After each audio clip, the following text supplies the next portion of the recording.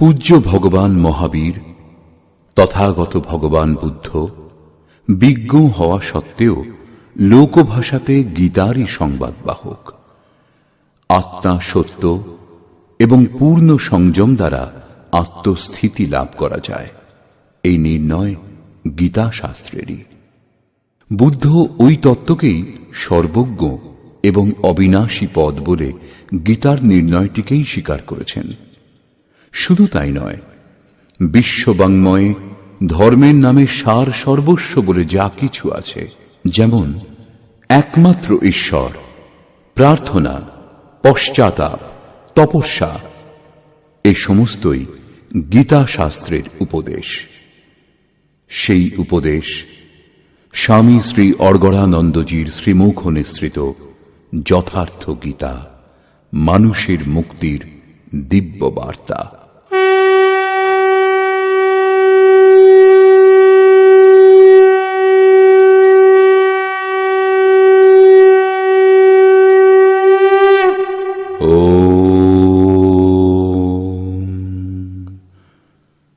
শ্রী পরমাত্মনে নমঃ।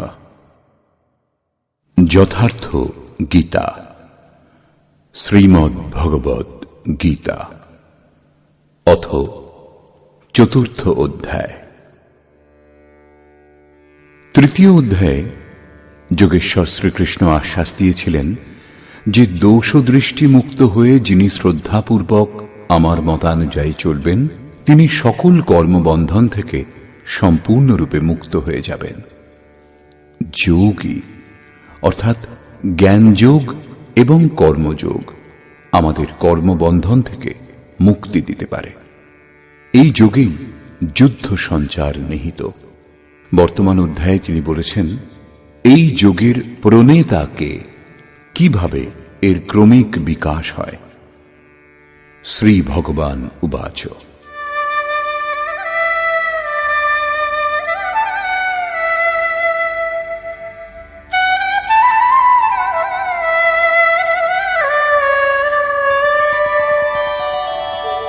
ইমং বিবস্বতে যোগং প্ৰোক্তবানহমব্যয়ং বিবস্বান্মনবে প্রাহ মনুরিক্ষ্বাকবে ব্রবীত।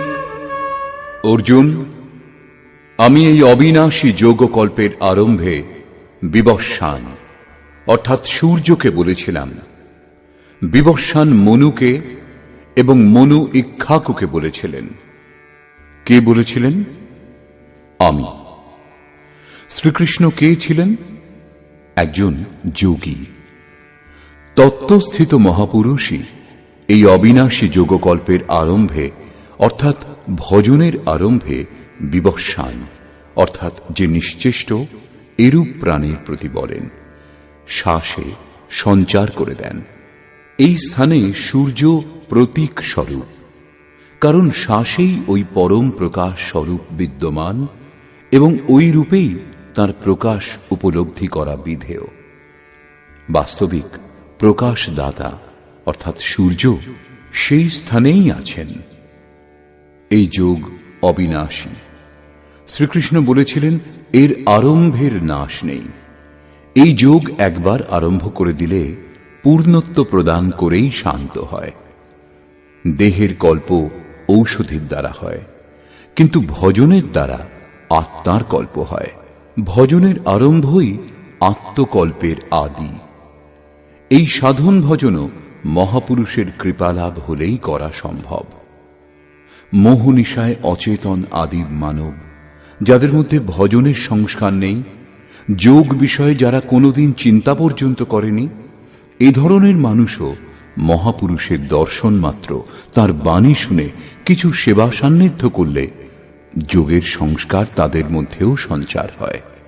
একেই গোস্বামী তুলসীদাসজি বলেছেন, যে চিতয়ে প্রভু জিন প্রভু হে রে, তে সব ভয়ে পরম পদ যোগু।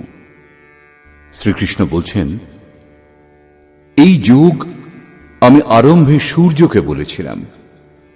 চক্ষু সূর্য অজায়ত, মহাপুরুষের দৃষ্টি নিক্ষেপ মাত্রই এই যোগের সংস্কার শ্বাসে সঞ্চার হয়। সকলের হৃদয়ে স্বয়ং প্রকাশ সবশ পরমেশ্বরের নিবাস। শ্বাস নিরোধের দ্বারাই এর প্রাপ্তির বিধান।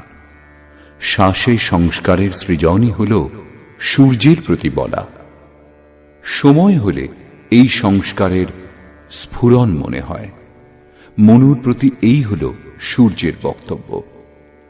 মনে স্ফুরণ হলে মহাপুরুষের উপদেশের প্রতি ইচ্ছা জাগ্রত হয়। মনে কোনো ভাবের স্ফুরণ হলেই তা লাভ করবার ইচ্ছাও অবশ্যই হয়। মনু ইক্ষ্বাকুকে তাই বলেছিলেন। আগ্রহ জাগবে যে সেই নিয়ত কর্ম করি যা অবিনাশী, যা কর্মবন্ধন থেকে মুক্তি দেবে। যদি এমনই হয় তাহলে করা যাক, এবং এইভাবেই আরাধনাতে তীব্রতা এসে যায়। এই যোগে তন্ময়তা কোন স্তরে গিয়ে পৌঁছয় এই প্রসঙ্গে বলছেন, एवं परम्परा प्राप्तम् इमं राजर्षयो विदुः सकाले नेह महता योगो नष्टः परन्तप। এইরূপ কোন মহাপুরুষ দ্বারা সংস্কার রহিত পুরুষের শ্বাসে, শ্বাস থেকে মনে, মন থেকে ইচ্ছায় এবং ইচ্ছা প্রবল রূপ ধারণ করে ক্রিয়াশীল আচরণের মধ্য দিয়ে এই যোগ ক্রমশ উত্থান করতে করতে রাজর্ষি স্তরে পৌঁছয়। সেই অবস্থায় গিয়েই প্রকাশমান হয়। এই স্তরের সাধকের মধ্যে ঋদ্ধি সিদ্ধাইয়ের সঞ্চার হয়। সেই যোগ এই মহত্বপূর্ণ কালে এই দেহেই প্রায়ই নষ্ট হয়ে যায়। এই সীমারেখা কিভাবে পার করা যায়? তাহলে কি এই বিশেষ স্তরে পৌঁছে সকলেই নষ্ট হয়ে যায়? শ্রীকৃষ্ণ বললেন, না, যিনি আমার আশ্রিত, আমার প্রিয় ভক্ত, অনন্য সখা, তিনি নষ্ট হন না।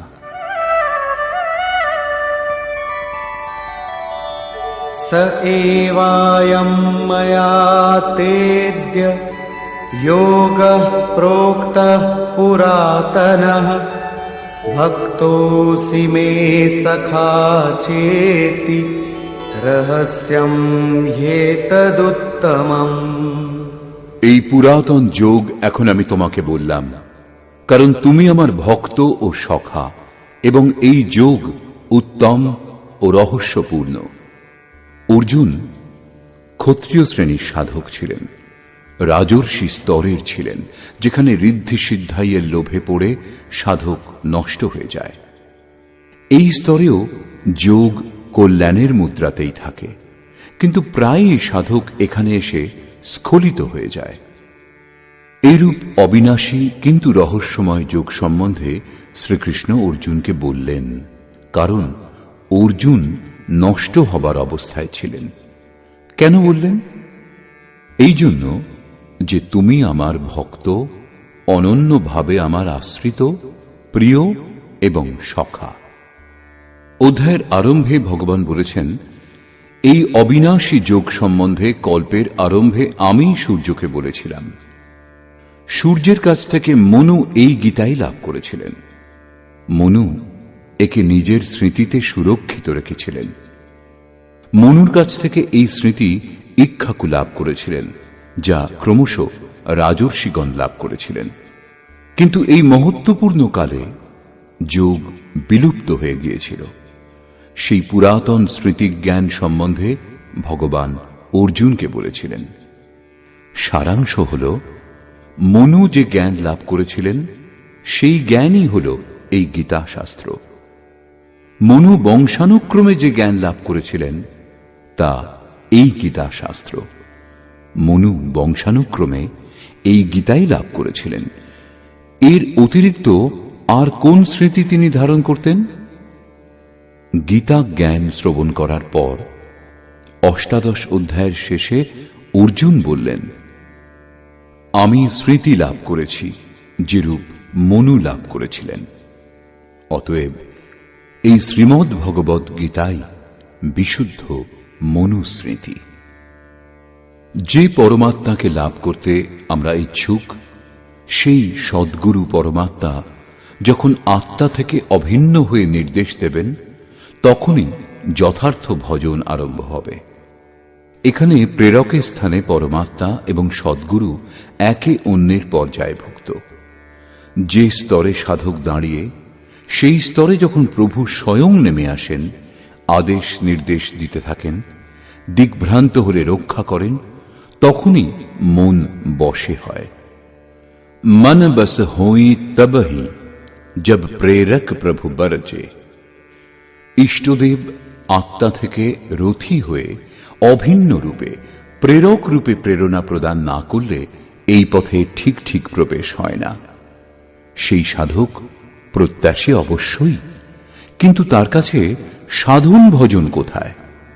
পূজ্য গুরুদেব ভগবান বলতেন, হো, আমি কয়েকবারই পথভ্রষ্ট হতে হতে বেঁচে গেছি, ভগবানই বাঁচিয়েছেন।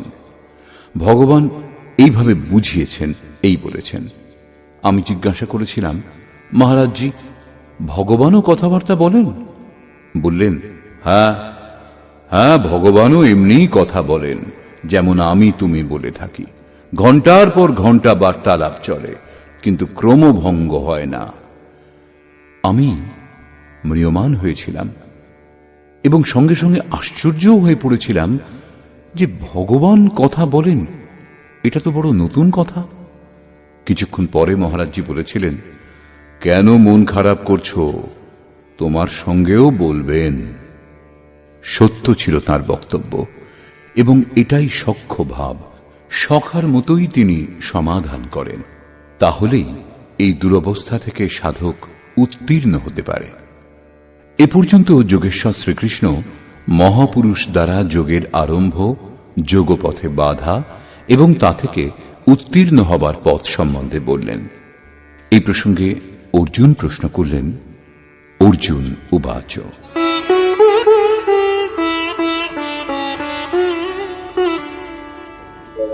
अपरं भवतो जन्म परं जन्म विवस्वतः कथमेतद्विजानीयाम् त्वमादौ प्रोक्तवानिति। ভগবান, আপনার জন্ম অপরম, এখন হয়েছে, এবং আমার মধ্যে শ্বাসের সঞ্চার বহু আগেই হয়েছিল। এই যুগ সম্বন্ধে ভজনের আদিতে আপনিই বলেছিলেন, তা কিরূপে বুঝব? এই প্রসঙ্গে শ্রীকৃষ্ণ মহারাজ বললেন, শ্রী ভগবান উবাচ। बहूनि मे व्यतीतानि जन्मानि तव चार्जुन तान्यहं वेद सर्वाणि न त्वं वेत्थ परन्तप।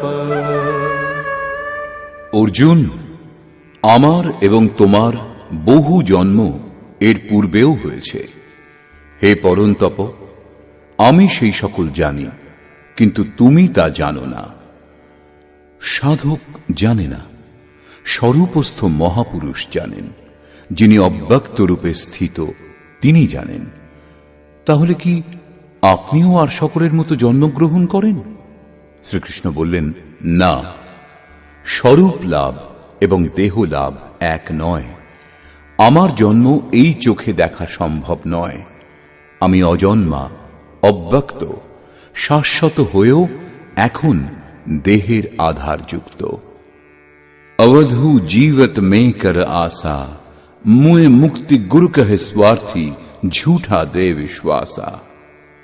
দেহ থাকতেই সেই পরম তত্ত্বের স্থিতি লাভ সম্ভব, কিন্তু লেশমাত্র ত্রুটি থাকলেও জন্মগ্রহণ করতে হয়। অর্জুন এখনো শ্রীকৃষ্ণকে নিজের মতোই দেহধারী বলে মনে করছেন। তিনি অন্তরঙ্গ প্রশ্ন করলেন, আপনার জন্ম কি অন্য সকলের মতোই হয়েছে? আপনিও কি দেহগুলি যেভাবে উৎপন্ন হয় সেইভাবেই জন্মগ্রহণ করেছেন? শ্রীকৃষ্ণ বললেন, अजोऽपि सन्नव्ययात्मा भूतानामीश्वरोऽपि सन् प्रकृतिं स्वामधिष्ठाय सम्भवाम्यात्ममायया। আমি বিনাশ রহিত, জন্ম রহিত এবং সমস্ত প্রাণীর প্রাণবায়ুতে সঞ্চারিত হয়েও স্বীয় প্রকৃতিকে বশীভূত করে আত্মমায়া দ্বারা আবির্ভূত হই। একটি মায়া অবিদ্যা, যা প্রকৃতিতে বিশ্বাস এনে দেয়, যা নীচ এবং অধম যোনির কারণ। অন্যটি আত্মমায়া, যা আত্মতত্ত্বকে জানবার সুযোগ এনে দেয়, স্বরূপকে জন্ম দেয়। একেই যোগমায়াও বলে, যার থেকে আমরা পৃথক ওই শাশ্বত স্বরূপের সঙ্গে যুক্ত করে মিলন করিয়ে দেয়। সেই আত্মিক প্রক্রিয়া দ্বারা আমি স্বীয় ত্রিগুণময়ী প্রকৃতিকে বশীভূত করে আবির্ভূত হই। প্রায় লোকে বলে যে ভগবানের অবতার হবে, তখন দর্শন করব। শ্রীকৃষ্ণ বললেন, এমন কিছুই হয় না যে অন্য কেউ দেখতে পাবে। স্বরূপের জন্ম পিণ্ডরূপে হয় না। শ্রীকৃষ্ণ বললেন, যোগ সাধনা দ্বারা, আত্মমায়া দ্বারা নিজের ত্রিগুণময়ী প্রকৃতিকে স্ববশ করে আমি ক্রমশ আবির্ভূত হই। কিন্তু কোন কোন পরিস্থিতিতে? यदा यदा हि धर्मस्य ग्लानिर्भवति भारत अभ्युत्थानमधर्मस्य तदात्मानं सृजाम्यहम्। হে অর্জুন, যখন যখন পরম ধর্ম পরমাত্মার জন্য হৃদয় গ্লানিতে ভরে যায়, যখন অধর্মের বৃদ্ধিতে ভক্ত উদ্ধারের পথ দেখতে পায় না, তখন আমি আত্মস্বরূপের রচনা করি। এরূপ গ্লানি মনুর হয়েছিল। হৃদয় বহুত দুঃখ লাগ, জন্ম গয়েউ হরি ভগতি বিনু। যখন আপনার হৃদয় অনুরাগে ভরে ওঠে, ওই শাশ্বত ধর্মের জন্য গদগদ গীরা নয়ন বহ নীরা, এই প্রশান্ত ভাব আসে। চেষ্টা করেও যখন অনুরাগী ভক্ত অধর্ম থেকে উদ্ধার হতে পারে না, এইরূপ পরিস্থিতিতে আমি স্বরূপের রচনা করি। অর্থাৎ ভগবান কেবল অনুরাগীর জন্যই আবির্ভূত হন। সো কেবল ভগতন হিত লাগি। এই অবতার কোন কোন ভাগ্যবান সাধকের অন্তরে অবতীর্ণ হন? আপনি আবির্ভূত হয়ে কি করেন? परित्राणाय साधूनां विनाशाय च दुष्कृतां धर्म संस्थापनार्थाय संभवामि युगे युगे।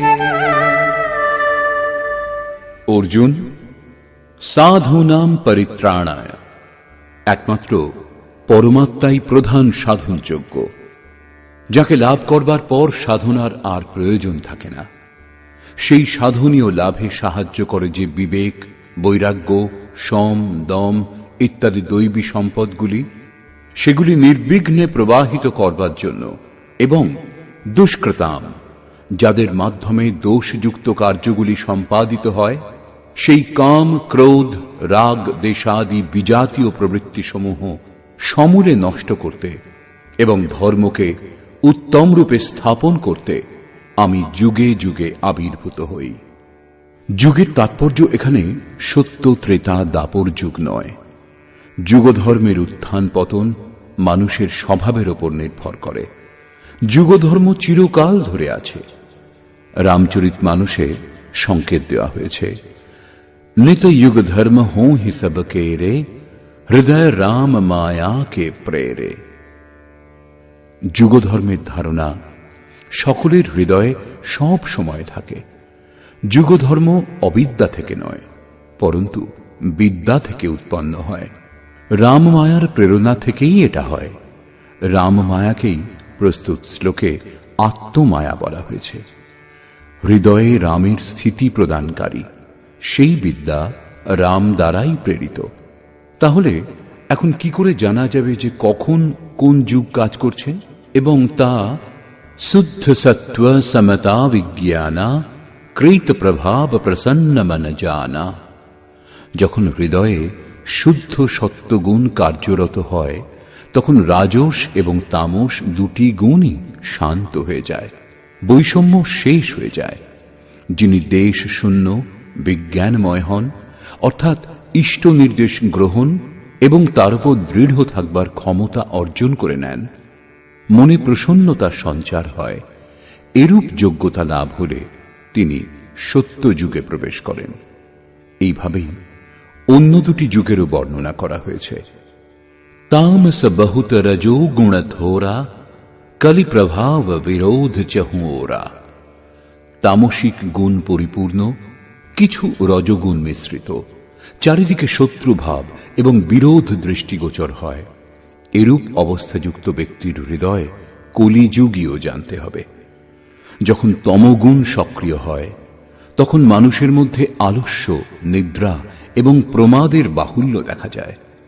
তমগুণী ব্যক্তি কর্তব্য জেনেও তাতে প্রবৃত্ত হতে পারে না, নিষিদ্ধ কর্ম জানার পরেও তা থেকে নিবৃত্ত হতে পারে না।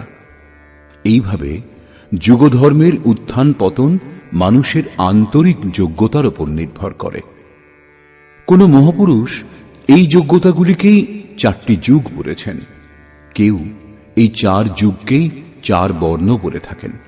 কেউ এগুলিকেই অতি উত্তম, উত্তম, মধ্যম এবং নিকৃষ্ট সাধকের 4টি শ্রেণী রূপে চিহ্নিত করেন।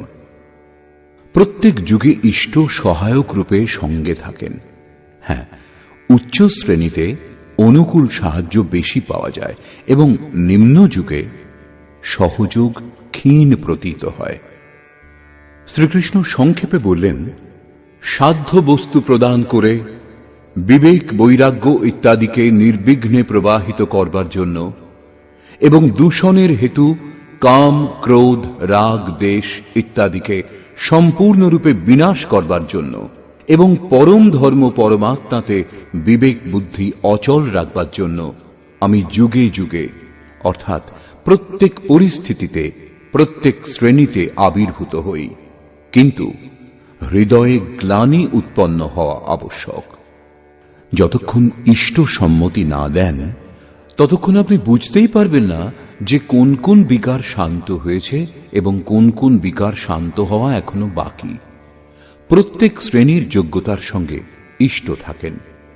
অনুরাগীর হৃদয়ে তিনি প্রকট হন। ভগবান প্রকট হলে সকলেই কি নিশ্চয়ই তার দর্শন করবে? শ্রীকৃষ্ণ বললেন, না।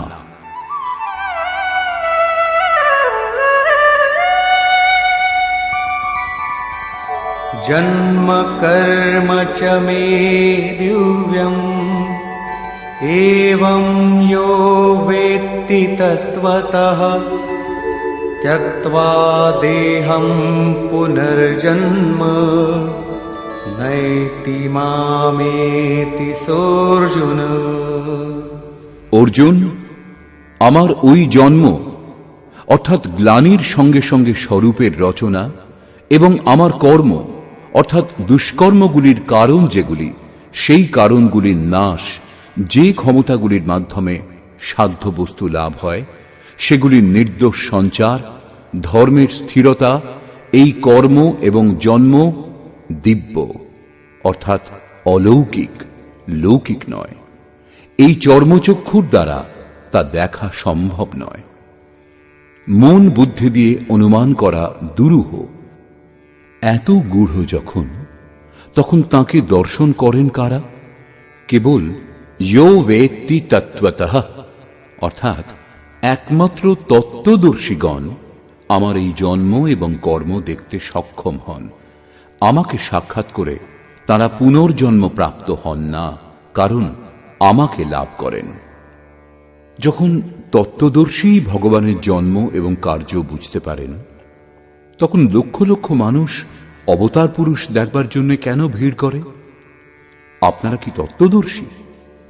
আজও বহু ব্যক্তি বিভিন্ন উপায়ে, বিশেষত মহাত্মা বেশে নিজেকে অবতার পুরুষ বলে প্রচার করেন, কিংবা দালালরা তার প্রচার করে থাকে। ভিড় উপচে পড়ে অবতার পুরুষকে দেখবার জন্য। কিন্তু শ্রীকৃষ্ণ বললেন, কেবল তত্ত্বদর্শী প্রত্যক্ষ করেন। তত্ত্বদর্শীকে দ্বিতীয় অধ্যায়ে সৎ অসতের নির্ণয় করে তিনি বলেছেন যে, অর্জুন, অসৎ বস্তুর অস্তিত্ব নেই এবং সতের তিন কালে অভাবও নেই। তাহলে কি শুধু আপনি এরূপ বলেন? তিনি বললেন, না, তত্ত্বদর্শীগণ এটা অনুভব করেছেন, কোনো ভাষাবিদ বা সমৃদ্ধিশালী কেউ দেখেননি। এখানে পুনরায় জোর দিলেন যে আমি আবির্ভূত হই, কিন্তু শুধু তত্ত্বদর্শী প্রত্যক্ষ করেন। এখানে তত্ত্বদর্শী একটা প্রশ্ন, 5 অথবা 25টি তত্ত্ব নয়। সংখ্যা গণনা করতে পারলেই তত্ত্বদর্শী হওয়া যায় না। শ্রীকৃষ্ণ আরো বললেন, আত্মাই পরম তত্ত্ব। আত্মা পরমের সঙ্গে সংযুক্ত হয়ে পরমাত্মা হয়ে যায়। যিনি আত্মসাক্ষাৎকার করেছেন তিনি এই আবির্ভাব অনুভব করতে পারেন। এর থেকে প্রমাণ হয় যে অবতার উৎকৃষ্ট অনুরাগীর হৃদয়েই আবির্ভূত হন। আরম্ভে সাধকের অনুভবে তা ধরা পড়ে না। সাধক বুঝতে পারেন না তাকে সংকেত কে দেন, কে পথ দেখান। কিন্তু পরম তত্ত্ব পরমাত্মার দর্শনের পরই তিনি দেখতে এবং বুঝতে পারেন, এবং দেহত্যাগের পর তাকে আর জন্মগ্রহণ করতে হয় না। শ্রীকৃষ্ণ বললেন, আমার জন্ম দিব্য। এই জন্ম যিনি প্রত্যক্ষ করেন তিনি আমাকে লাভ করেন। কিন্তু লোকে তার মূর্তি তৈরি করে, পূজা করে, আকাশে কোথাও তার নিবাস স্থান আছে বলে কল্পনা করে থাকে। এ সমস্তের অস্তিত্বই নেই।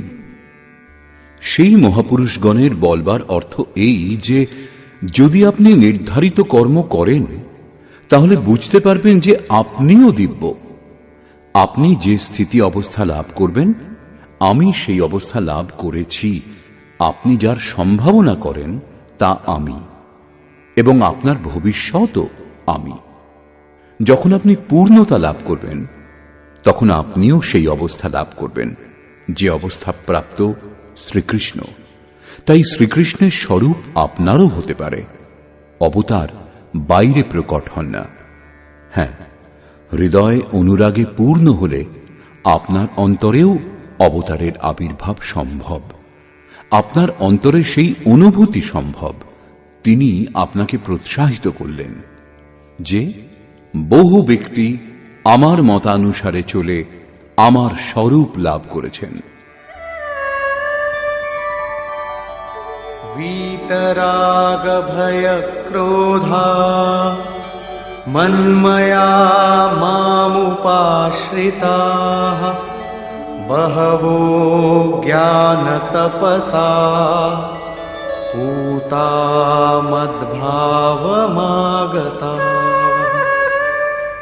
রাগ এবং বিরাগ উভয়ের অতীত বীতরাগ, এবং সেইরূপ ভয় অভয়, ক্রোধ অক্রোধ উভয়ের অতীত অনন্যভাবে অর্থাৎ নিরহংকার হয়ে আমার শরণাগত অনেক মানুষ জ্ঞান তপস্যা দ্বারা পবিত্র হয়ে আমার স্বরূপ লাভ করেছেন।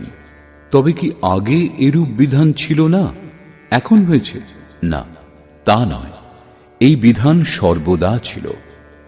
বহু পুরুষ এই প্রকার আমার স্বরূপ লাভ করেছেন। কি প্রকার? যার যার হৃদয় অধর্মের বৃদ্ধি দেখে পরমাত্মাকে লাভ করবার জন্য গ্লানিতে ভরে ওঠে, সেই অবস্থায় আমি নিজ স্বরূপের রচনা করি। তারা আমারই স্বরূপ লাভ করেন। যাকে যোগেশ্বর শ্রীকৃষ্ণ তত্ত্বদর্শন বলেছিলেন, এখানে তাকেই জ্ঞান বলছেন। পরম তত্ত্ব পরমাত্মাকে বলে। তাকে প্রত্যক্ষ করে তাকে জানাই জ্ঞান। এরূপ জানেন যিনি, তিনি জ্ঞানী, এবং তিনি আমার স্বরূপ লাভ করেন। এই প্রশ্ন এখানেই সম্পূর্ণ হল। এখন তিনি যোগ্যতার আধারে ভজনাকারীদের শ্রেণী বিভাগ করছেন।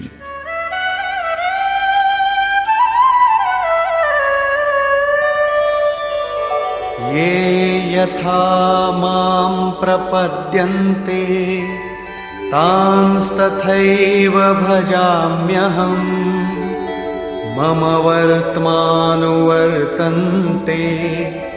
मनुष्याः पार्थ सर्वशः। অর্জুন, যিনি যতটুকু নিষ্ঠার সঙ্গে আমার ভজনা করেন, আমিও তাকে সেইভাবেই ভজনা করি, ততটুকুই সহযোগিতা করি। সাধকের শ্রদ্ধাই কৃপারূপে তাঁর উপর বর্ষিত হয়। এই রহস্য উপলব্ধি করে জ্ঞানী ব্যক্তি পূর্ণ সমর্পণের সঙ্গে আমার মত অনুযায়ী কর্মে রত থাকেন। আমি যেমন আচরণ করি, আমার প্রিয় ভক্তগণও সেই আচরণ করেন। আমি যা করাই তাই তাঁরা করেন। ভগবান কিরূপে ভজনা করেন? তিনি রথীর দায়িত্ব নিয়ে নেন, সঙ্গে সঙ্গে থাকেন, এটাই তাঁর ভজনা। কলুষ সৃষ্টির কারণ নাশ করবার জন্য তিনি সদাই প্রস্তুত থাকেন। যে যে সদ্গুণের সাহায্যে আমরা সত্যে অনুপ্রবেশ করতে পারি, সেই সেই সদ্গুণ রক্ষা করবার জন্য তিনি এগিয়ে আসেন। যতক্ষণ ইষ্টদেব হৃদয়ে থেকে রথী না হন এবং প্রতি পদক্ষেপে সাবধান না করেন, ততক্ষণ কোনো ভজনাকারী হাজার চোখ বুজে প্রয়াস করলেও প্রকৃতির এই দ্বন্দ্ব থেকে তিনি পার হতে পারেন না। কি করে বুঝবেন যে তিনি কত দূর পথ পর্যন্ত এগিয়েছেন, কতটুকুই বা বাকি? ইষ্টই আত্মা থেকে অভিন্ন হয়ে তাকে পথ দেখান যে তুমি এখানে এইভাবে করো, এইভাবে চলো। এইভাবে প্রকৃতির বাধা বিঘ্ন সরিয়ে ধীরে ধীরে এগিয়ে দিয়ে স্বরূপে প্রবেশ দিয়ে দেন। ভজন সাধকই করেন, কিন্তু তিনি যে দূরত্ব অতিক্রম করতে সক্ষম হন, সেটা ইষ্টের দান। এইরূপ জেনে সকলেই সর্বতোভাবে আমার অনুসরণ করেন। তারা কিরূপ আচরণ করেন?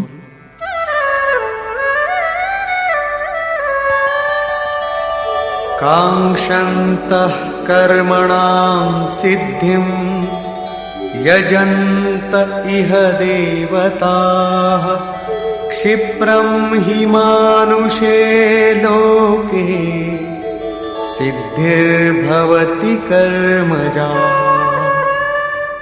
সেই পুরুষ এই দেহে কর্মে সাফল্য কামনা করে অন্যান্য দেবতার পূজা করেন। সেই কর্ম কি? শ্রীকৃষ্ণ বললেন, অর্জুন, তুমি নির্ধারিত কর্ম করো। নির্ধারিত কর্ম কি? যজ্ঞের প্রক্রিয়ায় কর্ম। যজ্ঞ কি? সাধনার বিধিবিশেষ, যাতে শ্বাস প্রশ্বাসের আহুতি ইন্দ্রিয় সমূহের বহির্মুখী প্রবাহকে সংযমের অগ্নিতে হোম করা হয়, যার পরিণাম পরমাত্মা।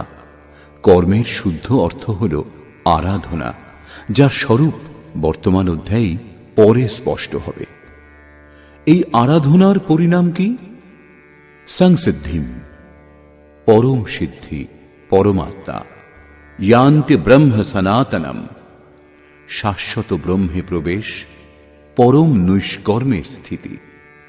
শ্রীকৃষ্ণ বললেন, আমার কথা মতো চলেন যারা, তারা এই মনুষ্যলোকে কর্মের পরিণাম পরম নৈষ্কর্ম সিদ্ধির জন্য অন্যান্য দেবতাকে পূজা করেন, অর্থাৎ দৈবী সম্পদ বলবতী করেন। তৃতীয় অধ্যায়ে তিনি বলেছিলেন, এই যজ্ঞ দ্বারা তুমি দেবতাদের বৃদ্ধি করো, দৈবী সম্পদ বলবতী করো। যেমন যেমন হৃদয় রাজ্যে দৈবী সম্পদ উন্নত হবে, তেমন তেমন তোমারও উন্নতি হবে। এইভাবে পরস্পরকে উন্নত করে পরম শ্রেয় লাভ করো। এই অন্তঃক্রিয়ার অর্থ শেষ পর্যন্ত উন্নতি করে যাওয়া। এরই ওপর জোর দিয়ে শ্রীকৃষ্ণ বললেন, আমার আনুকূল্যে যে মনুষ্য কর্মে সিদ্ধি প্রার্থনা করেন, আচরণ করেন, দৈবী সম্পদ দৃঢ় করেন, যার দ্বারা সেই নৈষ্কর্ম সিদ্ধি শীঘ্রই লাভ হয়, তিনি অসফল হন না, সফলই হন। শীঘ্রের তাৎপর্য কি? কর্মে প্রবৃত্ত হওয়ার সঙ্গে সঙ্গেই কি এই পরম সিদ্ধি লাভ হয়? শ্রীকৃষ্ণ বলছেন, না, এই সোপানে ওঠার বিধান ক্রমে ক্রমে। কেউ লাভ দিয়ে ভাবাতীত ধ্যানে পৌঁছে যাবে এমন অলৌকিক ক্রিয়া সম্ভব নয়। এই প্রসঙ্গে বলছেন, চাতুর্বর্ণ্যম ময়া সৃষ্টম গুণকর্ম বিভাগশঃ তস্য কর্তারমপি মাম বিদ্য কর্তারমব্যয়ম। অর্জুন, চাতুর্বর্ণ্যম ময়া সৃষ্টম, 4 বর্ণের রচনা আমি করেছি। তাহলে কি মানুষকে 4টি শ্রেণীতে ভাগ করেছেন? শ্রীকৃষ্ণ বললেন, না, গুণ কর্ম বিভাগশঃ, গুণের আধারে কর্মকে 4 ভাগে বিভাগ করেছি। গুণ এখানে মাপদণ্ড। তামসিক গুণ সক্রিয় থাকলে আলস্য, নিদ্রা, প্রমাদ, কর্মে প্রবৃত্ত না হওয়ার স্বভাব, অকর্তব্য জেনেও তার থেকে নিবৃত্ত হতে অক্ষম হবে। এরূপ অবস্থাতে সাধন আরম্ভ হবেই বা কি করে? আপনি এই কর্মের জন্য যদি প্রয়াসী হতে চান, ঘণ্টা 2-3 আরাধনাতেও বসেন, তাহলেও 10 মিনিটের জন্যেও কিন্তু একাগ্রচিত্ত হতে পারবেন না। হ্যাঁ, দেহটাকে অবশ্যই বসিয়ে রাখবেন, কিন্তু যে মনকে স্থির করা উচিত, বায়ু তরঙ্গে তা বিক্ষিপ্ত থাকে, কুতর্কের জালে জড়িয়ে থাকে, তরঙ্গের উপর তরঙ্গ ছেয়ে আসে। এখন প্রশ্ন, তাহলে আপনি বসেন কেন? সময় নষ্ট করেন কেন? এরূপ অবস্থাতে শুধু পরিচর্যাত্মকম কর্ম শূদ্রস্যাপি স্বভাবজম, যিনি অব্যক্ত স্থিতিযুক্ত, অবিনাশী তত্ত্বে স্থিত, তাঁর এবং এই পথে অগ্রসর নিজের থেকে উন্নত সাধকের সেবা করুন। এই সেবা দ্বারা দূষিত সংস্কার শান্ত হবে এবং যে সংস্কার এই সাধনায় এগিয়ে দেবে তা সবল হতে শুরু করবে। তামসিক গুণ ক্রমশ ম্লান হয়ে এলে রাজসিক গুণের প্রাধান্য এবং সাত্ত্বিক গুণের স্বল্প সঞ্চারের সঙ্গে সাধকের ক্ষমতা বৈশ্য শ্রেণীর হয়। সেই সময় ওই সাধক ইন্দ্রিয় সংযম এবং আত্মিক সম্পত্তির সংগ্রহ স্বভাবত করে যাবেন। কর্মে তৎপর ওই সাধকের মধ্যে এইভাবে একদিন সাত্ত্বিক গুণের বাহুল্য ঘটবে, রাজসিক গুণ হ্রাস হয়ে আসবে, তামসিক গুণ শান্ত হয়ে যাবে। ওই সময় সাধক ক্ষত্রিয় শ্রেণীতে প্রবেশ করবেন। তখন শৌর্য, কর্মে প্রবৃত্ত থাকবার ক্ষমতা, পশ্চাৎপদ না হওয়ার মনোভাব, প্রত্যেক ভাবের ওপর প্রভুত্ব, প্রকৃতির গুণত্রয় ছেদন করার ক্ষমতা তার স্বভাবের মধ্যে দেখা যাবে। ওই কর্ম আরো সূক্ষ্ম হলে, সাত্ত্বিক গুণ কার্যরত থাকলে মনে শান্ত ভাব, ইন্দ্রিয়গুলির দমন, একাগ্রতা, সরলতা, ধ্যান, সমাধি, ঈশ্বরীয় নির্দেশ, আস্তিকতা ইত্যাদি ব্রহ্মে স্থিতি প্রদান করে যে স্বাভাবিক ক্ষমতাগুলি, সেগুলির বিকাশ হয়। তখন ওই সাধক ব্রাহ্মণ শ্রেণীর হন। এটা ব্রাহ্মণ শ্রেণীর কর্মের নিম্নতম সীমা। যখন ওই সাধক ব্রহ্মে স্থিতি লাভ করেন, ওই অন্তিম সীমায় তিনি ব্রাহ্মণও না, ক্ষত্রিয়ও না, বৈশ্যও না, শূদ্রও না, কিন্তু অন্যের মার্গদর্শনের সময় তিনিই ব্রাহ্মণ। কর্ম একটাই, নিয়ত কর্ম, আরাধনা। অবস্থা ভেদে এই কর্মকেই উঁচু নিচু 4টি শ্রেণীতে বিভাগ করা হয়েছে। কে বিভাগ করেছেন? যোগেশ্বর বিভাগ করেছেন। অব্যক্ত স্থিতিযুক্ত মহাপুরুষ বিভাগ করেছেন। সেই অবিনাশী কর্তা আমাকে তুমি অকর্তা বলেই জানবে। কেন? ন মাং কর্মাণি লিম্পন্তি ন মে কর্মফলে স্পৃহা ইতি মাং যোऽভিজানাতি কর্মভির্ন স বধ্যতে। কারণ কর্মফলে আমার স্পৃহা নেই। কর্মফল কি? শ্রীকৃষ্ণ পূর্বেই বলেছেন, যার দ্বারা যজ্ঞ পূর্ণ হয় সেই ক্রিয়ার নাম কর্ম, এবং যজ্ঞ সম্পূর্ণ হলে পরিণাম স্বরূপ যা লাভ হয় সেই জ্ঞানামৃত পান করেন যিনি, তিনি শাশ্বত সনাতন ব্রহ্মে স্থিতি লাভ করেন। কর্মের পরিণাম পরমাত্মা। এখন পরমাত্মাকে লাভ করবার ইচ্ছাও পূর্ণ হওয়ার জন্য সেই ইচ্ছাও বাকি নেই, কারণ এখন তিনি এবং আমি অভিন্ন। আমি অব্যক্ত স্বরূপ, তাঁরই স্থিতিযুক্ত। এর থেকে শ্রেষ্ঠ কোনো সত্তা নেই যার জন্য কর্মের প্রতি দুর্বলতা রাখব। সেই জন্য কর্ম আমাকে লিপ্ত করতে পারে না, এবং এই স্তর থেকে যিনি আমাকে জানেন, অর্থাৎ যিনি কর্মের পরিণাম পরমাত্মাকে লাভ করেন, তিনিও কর্মে আবদ্ধ হন না। যেমন শ্রীকৃষ্ণ, তেমনি সেই স্তরের জ্ঞানী মহাপুরুষ।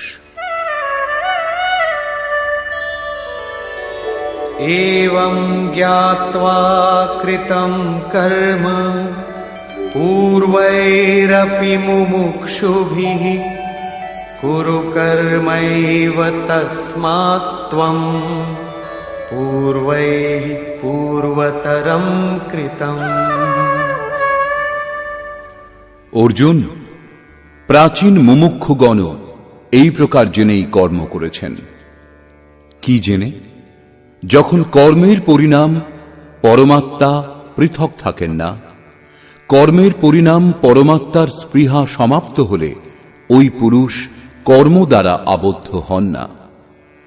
শ্রীকৃষ্ণ এইরূপ স্থিতিযুক্ত, সেই জন্য তিনিও কর্মে লিপ্ত হন না।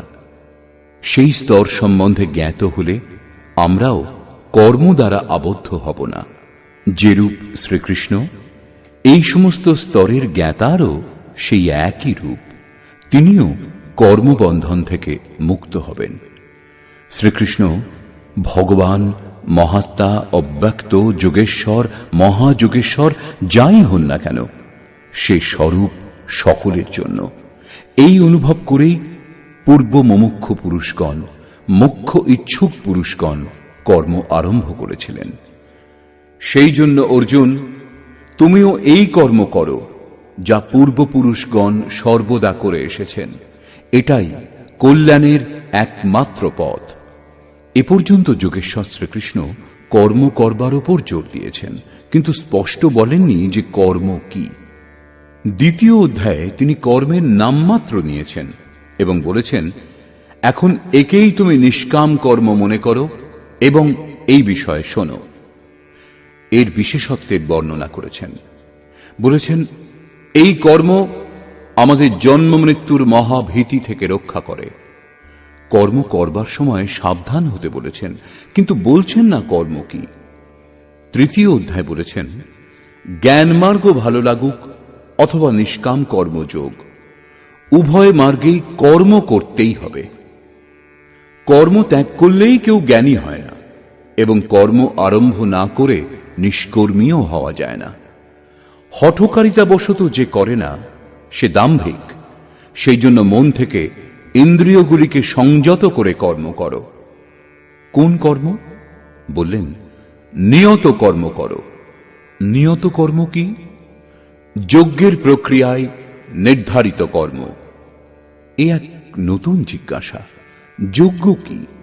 যার অনুষ্ঠান করলে কর্মের আচরণ করা হয়। এখানেও যজ্ঞের উৎপত্তি বিষয় বলেছেন, এর বিশেষত্বের বর্ণনা করেছেন, কিন্তু যজ্ঞ কি তা বললেন না। তাহলে কর্ম কি স্পষ্ট হতো। এখনো কর্ম কি তা স্পষ্ট হয়নি। এবারে বলছেন, অর্জুন, কর্ম কি অকর্ম কি এই বিষয়ে বড় বড় বিদ্বানরাও মোহিত, তাই তা সুস্পষ্টভাবে জানা উচিত। किं कर्म किमकर्मेति कवयोऽप्यत्र मोहिताः तत्ते कर्म प्रवक्ष्यामि यज्ञात्वा मोक्ष्यसे शुभाम्। কর্ম কি অকর্ম কি এই বিষয়ে বুদ্ধিমান পুরুষগণ মহাচ্ছন্ন। সেই জন্য আমি সেই কর্ম কি তা তোমাকে স্পষ্টভাবে বলবো, যা জেনে তুমি অশুভাৎ মোক্ষসে অর্থাৎ সংসার বন্ধন থেকে সম্পূর্ণরূপে মুক্ত হবে। কর্মই সংসার বন্ধন থেকে মুক্ত করে। এই কর্মকে জানবার জন্য শ্রীকৃষ্ণ পুনরায় জোর দিলেন। कर्मणो ह्यपि बोद्धव्यम् बोद्धव्यम् च विकर्मणः अकर्मणश्च बोद्धव्यम् गहना कर्मणो गतिः। কর্মের এবং অকর্মের স্বরূপ অবগত হওয়া আবশ্যক, এবং বিকর্ম অর্থাৎ বিকল্প শূন্য বিশেষ কর্ম যার আচরণ আপ্তপুরুষগণ করতে সমর্থ হন তাও অবগত হওয়া আবশ্যক, কারণ কর্মের গতি দুর্ভেদ্য। কিছু লোক বিকর্মের অর্থ নিষিদ্ধ কর্ম, মনোযোগ সহকারে যে কর্ম করা হয় ইত্যাদি মনে করেন। বস্তুত এখানে বি উপসর্গ বিশিষ্টতার দ্যোতক। প্রাপ্তির পর প্রত্যেক মহাপুরুষের কর্ম বিকল্প শূন্য হয়। আত্মস্থিত, আত্মতৃপ্ত, আপ্তকাম মহাপুরুষগণ কর্মে প্রবৃত্ত থাকলে কোনো লাভও হয় না এবং কর্ম ত্যাগ করলে কোনো লোকসানও হয় না। তবুও অনুগামীদের মঙ্গলের জন্য তারা কর্মে প্রবৃত্ত থাকেন। এরূপ কর্ম বিকল্প শূন্য হয়, বিশুদ্ধ হয় এবং এই কর্মকেই বিকর্ম বলা হয়। উদাহরণস্বরূপ গীতায় যেখানে যেখানে বি উপসর্গের প্রয়োগ হয়েছে সেটা তার বিশেষত্বের দ্যোতক, নিকৃষ্টতার নয়। যেমন যোগযুক্ত বিশুদ্ধাত্মা বিজিতাত্মা জিতেন্দ্রিয়ঃ, যিনি যোগযুক্ত তিনি বিশেষ রূপে শুদ্ধ আত্মাযুক্ত, বিশেষ রূপে আত্মজয়ী ইত্যাদি বিশিষ্টতার দ্যোতক স্বরূপ। এই প্রকারে গীতায় মাঝে মাঝে বিয়ের প্রয়োগ করা হয়েছে যা বিশেষ রূপে পূর্ণের দ্যোতক স্বরূপ। এই প্রকার বিকর্ম বিশিষ্ট কর্মের দ্যোতক, যা প্রাপ্তির পর মহাপুরুষগণ দ্বারা সম্পাদিত হয়, যা শুভাশুভ সংস্কারের সৃষ্টি করে না। এই হল বিকর্ম। এখন বাকি রইল কর্ম এবং অকর্ম। পরবর্তী শ্লোকে যোগেশ্বর কর্ম অকর্মের পার্থক্য প্রাঞ্জল ভাষায় বুঝিয়েছেন।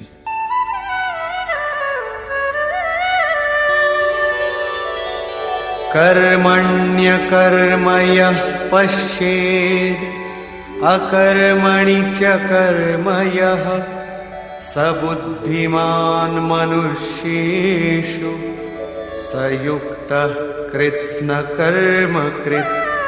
যিনি কর্মে অকর্ম দেখেন, কর্মের অর্থ আরাধনা, অর্থাৎ আরাধনা করেও নিজেকে কর্তা বলে অনুভব করেন না, পরন্তু গুণত্রয়ই আমাকে চিন্তনে নিযুক্ত করে, আমি ইষ্ট দ্বারা সঞ্চালিত এরূপ অনুভব করেন।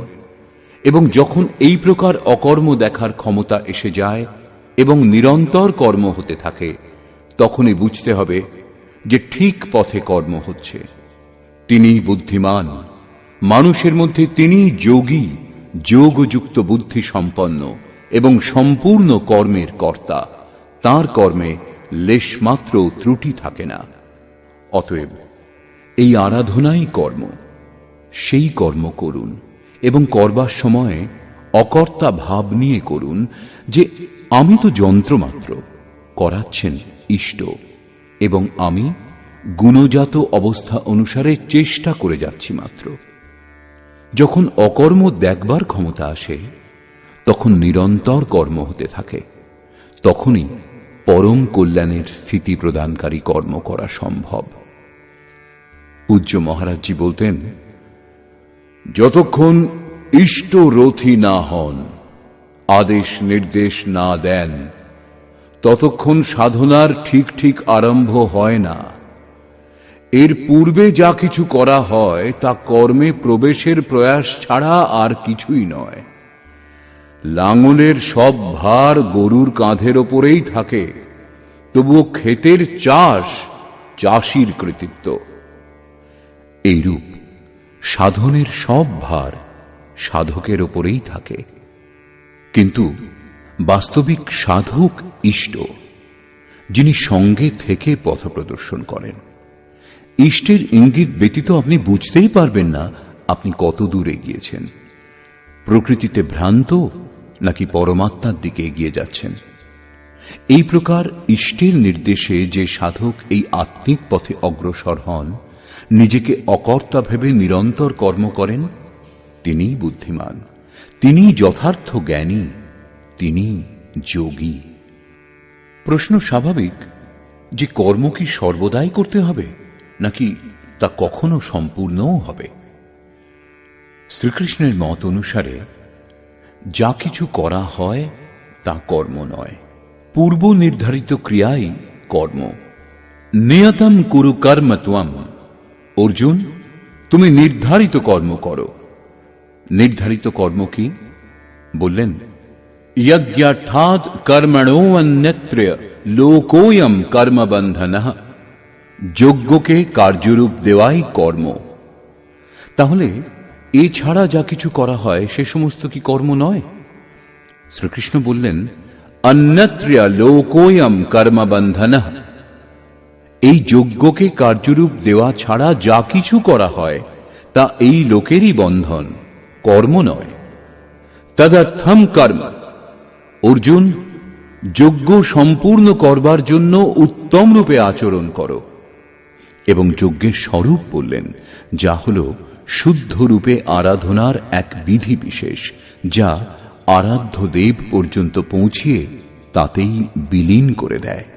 এই যজ্ঞে ইন্দ্রিয়ের দমন, মনের শমন, দৈবী সম্পদ লাভ ইত্যাদি বলে শেষে বললেন, বহু যোগী প্রাণ এবং অপানের গতি নিরুদ্ধ করে প্রাণায়াম পরায়ণ হয়ে যান। এরূপ অবস্থাতে অন্তরে কোনো সংকল্প জাগে না, বাইরের জগতের ঘটনা মনে রেখাপাত করতে পারে না। এইরূপ স্থিতিতে চিত্তকে সম্পূর্ণরূপে নিরুদ্ধ করে সেই নিরুদ্ধ চিত্তের বিলয়কালে সেই পুরুষ ইয়ান্তি ব্রহ্ম সনাতনম, শাশ্বত সনাতন ব্রহ্মে প্রবেশ করেন। এই সমস্তই যজ্ঞ, যাকে কার্যরূপ দেওয়ার নাম কর্ম। অতএব কর্মের শুদ্ধ রূপ আরাধনা। কর্মের অর্থ ভজন, কর্মের অর্থ যোগ সাধনাকে উত্তম রূপে সম্পাদিত করা, যার বিশদ বর্ণনা বর্তমান অধ্যায়ে পরে করা হবে। এখানে কর্ম ও অকর্মে পার্থক্য করা হয়েছে, যাতে কর্ম করবার সময় তার দিশা নির্দেশ সঠিক হয় এবং তাতে চলা যেতে পারে। यस्य सर्वे समारम्भाः कामसङ्कल्पवर्जिताः ज्ञानाग्निदग्धकर्माणम् तमाहुः पण्डितं बुधाः। অর্জুন, यस्य सर्वे समारम्भाः, যিনি সম্পূর্ণরূপে ক্রিয়া আরম্ভ করেছেন, যা পূর্বের শ্লোকে বলা হয়েছে যে অকর্ম কি তা দেখবার ক্ষমতা এলে কর্মে প্রবৃত্ত পুরুষ সম্পূর্ণ কর্মের কর্তা হন, যাতে লেশমাত্র ত্রুটি থাকে না।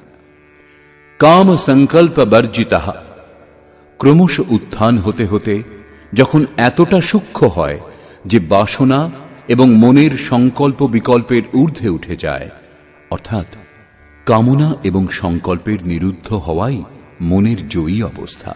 অতএব কর্ম এই মনকে কামনা এবং সংকল্প বিকল্পের ঊর্ধ্বে নিয়ে যায়। সেই সময় জ্ঞানাগ্নি দগ্ধ কর্মাণম, অন্তিম সংকল্প শান্ত হওয়ার পর যাকে জানি না, জানবার ইচ্ছুক ছিলাম, সেই পরমাত্মার প্রত্যক্ষ জ্ঞান হয়। ক্রিয়াত্মক পথে চলে পরমাত্মাকে প্রত্যক্ষভাবে জানা জ্ঞান। সেই জ্ঞান লাভের সঙ্গেই দগ্ধ কর্মাণম, কর্ম সর্বদার জন্য ভস্মীভূত হয়। যাকে লাভ করার আকাঙ্ক্ষা ছিল, যখন তাকে লাভ করেছি, এর চেয়ে শ্রেষ্ঠ কোনো সত্তা যখন নেই, তখন কর্ম করে কার খোঁজ করা হবে? তাকে জানবার পর কর্মের আর প্রয়োজন হয় না।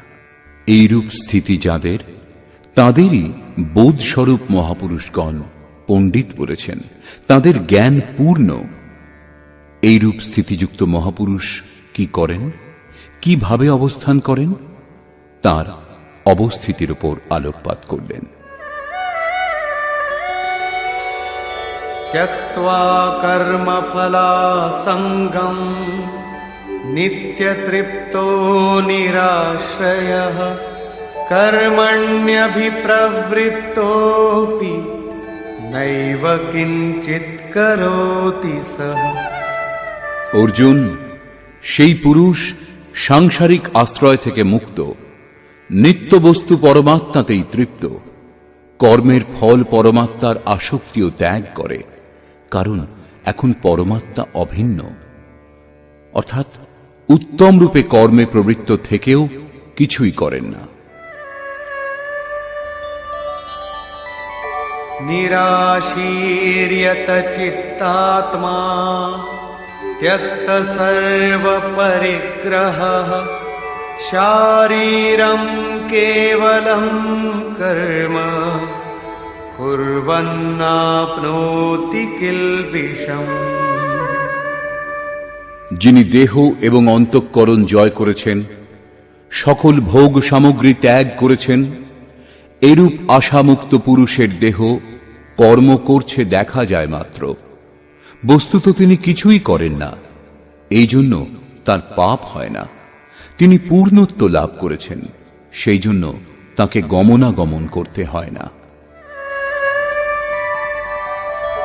यदृच्छालाभ सन्तुष्टो द्वन्द्वातीतो विमत्सरः समः सिद्धावसिद्धौ च कृत्वापि न निबध्यते।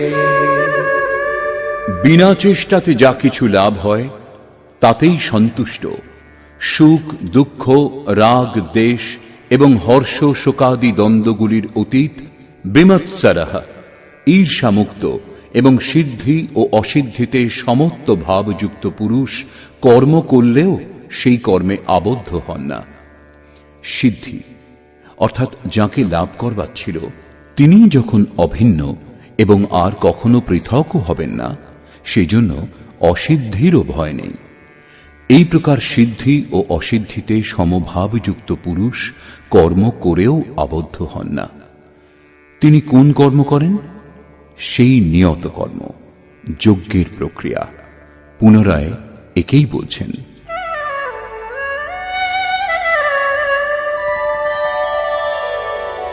गतसङ्गस्य मुक्तस्य ज्ञानावस्थितचेतसः यज्ञायाचरतः कर्म समग्रं प्रविलीयते।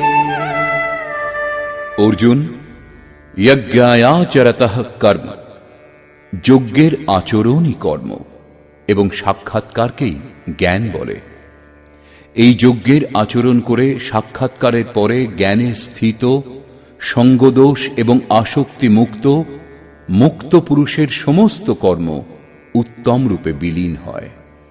সেই কর্মের কোনো পরিণাম নেই, কারণ কর্মের ফল পরমাত্মা এবং তিনি এখন অভিন্ন। ফলে আর কি ফল হবে? সেই জন্য ওই মুক্ত পুরুষগণের নিজের জন্য কর্মের প্রয়োজন হয় না, তবুও লোক সংগ্রহের জন্য তারা কর্ম করেন এবং কর্মে প্রবৃত্ত থেকেও তারা কর্মে লিপ্ত হন না। কর্ম করলেও তাতে লিপ্ত হন না কেন? এই প্রসঙ্গে বলছেন,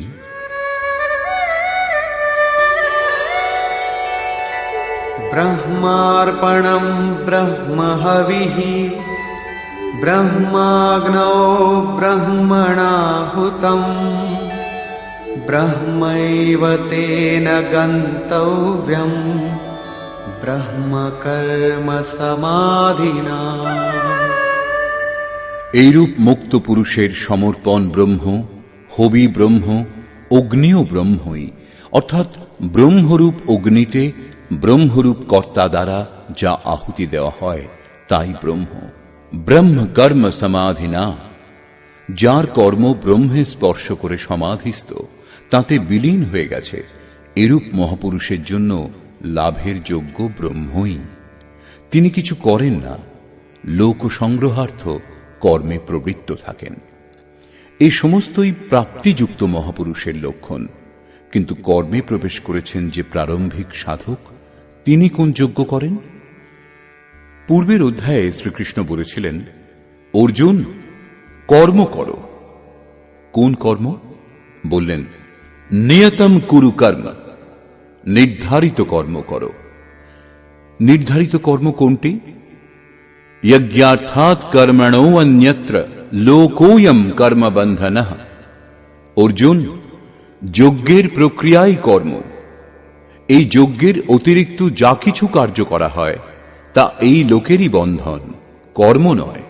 কর্ম সংসার বন্ধন থেকে মুক্তি প্রদান করে। অতএব তদর্থম কর্ম কৌন্তেয় মুক্ত সঙ্গঃ সমাচর। যজ্ঞ সম্পূর্ণ করবার জন্য সঙ্গদোষ থেকে তফাতে অবস্থান করে উত্তম রূপে যজ্ঞের আচরণ করো। এখানে এক নূতন প্রসঙ্গের অবতারণা করলেন, যে সেই যজ্ঞ কি যার অনুষ্ঠান করলে কর্ম সম্পূর্ণতার পথে এগিয়ে যাবে।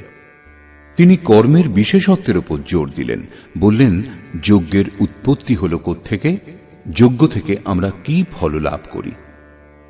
বৈশিষ্ট্যের বর্ণনা করেছেন, কিন্তু যজ্ঞ কি তা এখনো বললেন না। এখন সেই যজ্ঞকেই এখানে স্পষ্ট করছেন।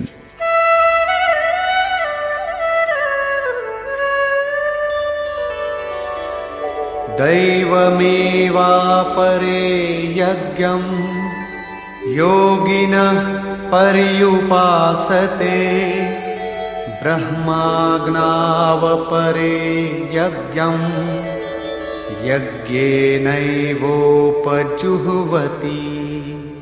আগের শ্লোকটিতে যোগেশ্বর শ্রীকৃষ্ণ পরমাত্মা স্থিত মহাপুরুষের যজ্ঞের নিরূপণ করেছেন।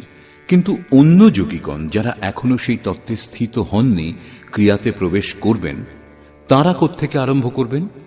এই প্রসঙ্গে বলছেন, অন্য যোগীগণ দৈবম যজ্ঞম, অর্থাৎ দৈবী সম্পদ হৃদয়ে সংগ্রহ করেন, যা করবার নির্দেশ ব্রহ্মা দিয়েছিলেন।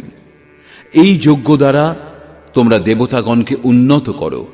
যেমন যেমন হৃদয় ক্ষেত্রে দৈবী সম্পদ অর্জন হবে, তেমন তেমন প্রগতি হবে এবং ক্রমশ পরস্পর উন্নতি করে পরম শ্রেয় লাভ করো। দৈবী সম্পদ হৃদয় ক্ষেত্রে সংগ্রহ করা প্রাথমিক শ্রেণীর যোগীদের যজ্ঞ। ওই দৈবী সম্পদের ষষ্ঠদশ অধ্যায়ের প্রথম 3টি শ্লোকে বর্ণনা করা হয়েছে, যা আছে সকলের মধ্যে। কেবল মহত্বপূর্ণ কর্তব্য মনে করে সেগুলিকে হৃদয়ে ধারণ করতে হবে, তাতে লিপ্ত হতে হবে।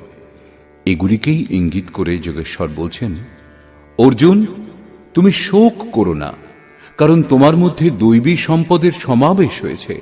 তুমি আমাতে নিবাস করবে, আমার শাশ্বত স্বরূপ লাভ করবে। এই দৈবী সম্পদ পরম কল্যাণকর এবং এর বিপরীত আসুরী সম্পদ নীচ এবং অধম যোনির কারণ। জ্ঞানযজ্ঞে আসুরী সম্পদের আহুতি দেয়া হয়, সেই জন্য এর নাম যজ্ঞ, এবং এখান থেকেই এই যজ্ঞ আরম্ভ হয়।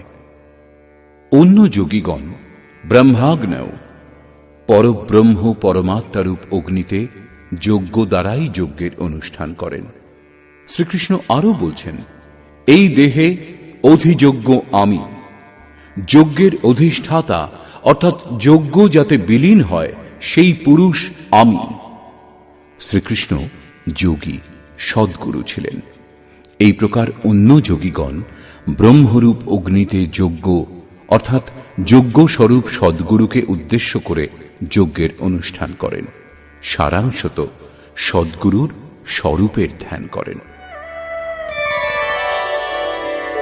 श्रोत्रादीनीन्द्रियाण्यन्ये संयमाग्निषु जुह्वति शब्दादीन् विषयानन्य इन्द्रियाग्निषु जुह्वति। অন্য যোগীগণ শ্রোত্রাদিক অর্থাৎ শ্রোত্র, নেত্র, ত্বক, জিহ্বা, নাসিকা এই সকল ইন্দ্রিয়ের সংযমরূপ অগ্নিতে আহুতি দেন, অর্থাৎ ইন্দ্রিয়ের বিষয় থেকে আকর্ষণ করে সংযত করেন। এখানে আগুন জ্বলে না। আগুনে যেমন প্রত্যেকটি বস্তু ভস্মীভূত হয়, সেইরূপ সংযম এক প্রকার আগুন, যা ইন্দ্রিয় সমূহের বহির্মুখী প্রবাহ দগ্ধ করে। আরও অন্যান্য যোগীগণ শব্দাদিক অর্থাৎ শব্দ, স্পর্শ, রূপ, রস ও গন্ধ এই বিষয়গুলিকে ইন্দ্রিয়রূপ অগ্নিতে আহুতি দেন, অর্থাৎ সে সমস্তের আশয় পরিবর্তন করে সাধনার উপযোগী করে নেন। সাধককে সংসারে থেকেই ভজন করতে হয়। সাংসারিক ব্যক্তিদের ভালো মন্দ শব্দ সবই শোনেন। বিষয় উত্তেজক শব্দ শোনা মাত্র সাধক সেসবের আশয় বৈরাগ্যে সহায়ক, বৈরাগ্য উত্তেজক ভাবে পরিবর্তিত করে ইন্দ্রিয়াগ্নিতে আহুতি দিয়ে দেন। যেমন একবার অর্জুন চিন্তনে রত ছিলেন। অকস্মাৎ তার কর্ণকুহরে সঙ্গীত লহরী প্রতিধ্বনিত হল। মাথা তুলে দেখলেন উর্বশী দাঁড়িয়ে, যে বেশ্যা ছিল। সকলেই তার রূপে মুগ্ধ ছিল, কিন্তু অর্জুন তাকে স্নেহ দৃষ্টিতে মাতৃবৎ দেখলেন। এইভাবে দেখা মাত্র শব্দ ও রূপে বিকৃত করে যে বিকারগুলি, সেগুলি ইন্দ্রিয়ের অন্তরালে বিলীন হয়ে গিয়েছিল। এখানে অগ্নি ইন্দ্রিয়। অগ্নিতে যেমন যে কোনো বস্তু ভস্মীভূত হয়, সেই প্রকার আশয় পরিবর্তন করে ইষ্টের অনুকূল করে নিলে বিষয় উত্তেজক রূপ, রস, গন্ধ, স্পর্শ ও শব্দ ভস্ম হয়ে যায়। সাধকের মনে কুপ্রভাব পড়ে না। সাধক এই শব্দাদিকে রুচি দেখান না, এগুলি গ্রহণ করেন না। এই শ্লোকগুলিতে অপরে, অন্যে এইসব শব্দ একজন সাধকেরই উঁচু নিচু অবস্থা বিশেষ, যজ্ঞকর্তার উঁচু নিচু স্তর। অপরের তাৎপর্য পৃথক পৃথক যজ্ঞ নয়।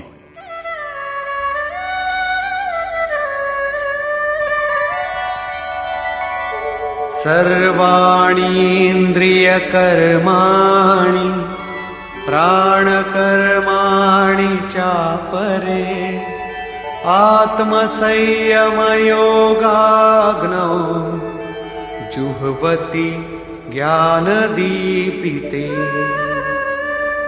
এখন পর্যন্ত যোগেশ্বর যে যজ্ঞের চর্চা করলেন, তাতে ক্রমশ দৈবী সম্পদ অর্জন করা হয়। ইন্দ্রিয় সমূহের সমস্ত চেষ্টাগুলিকে সংযত করা হয়।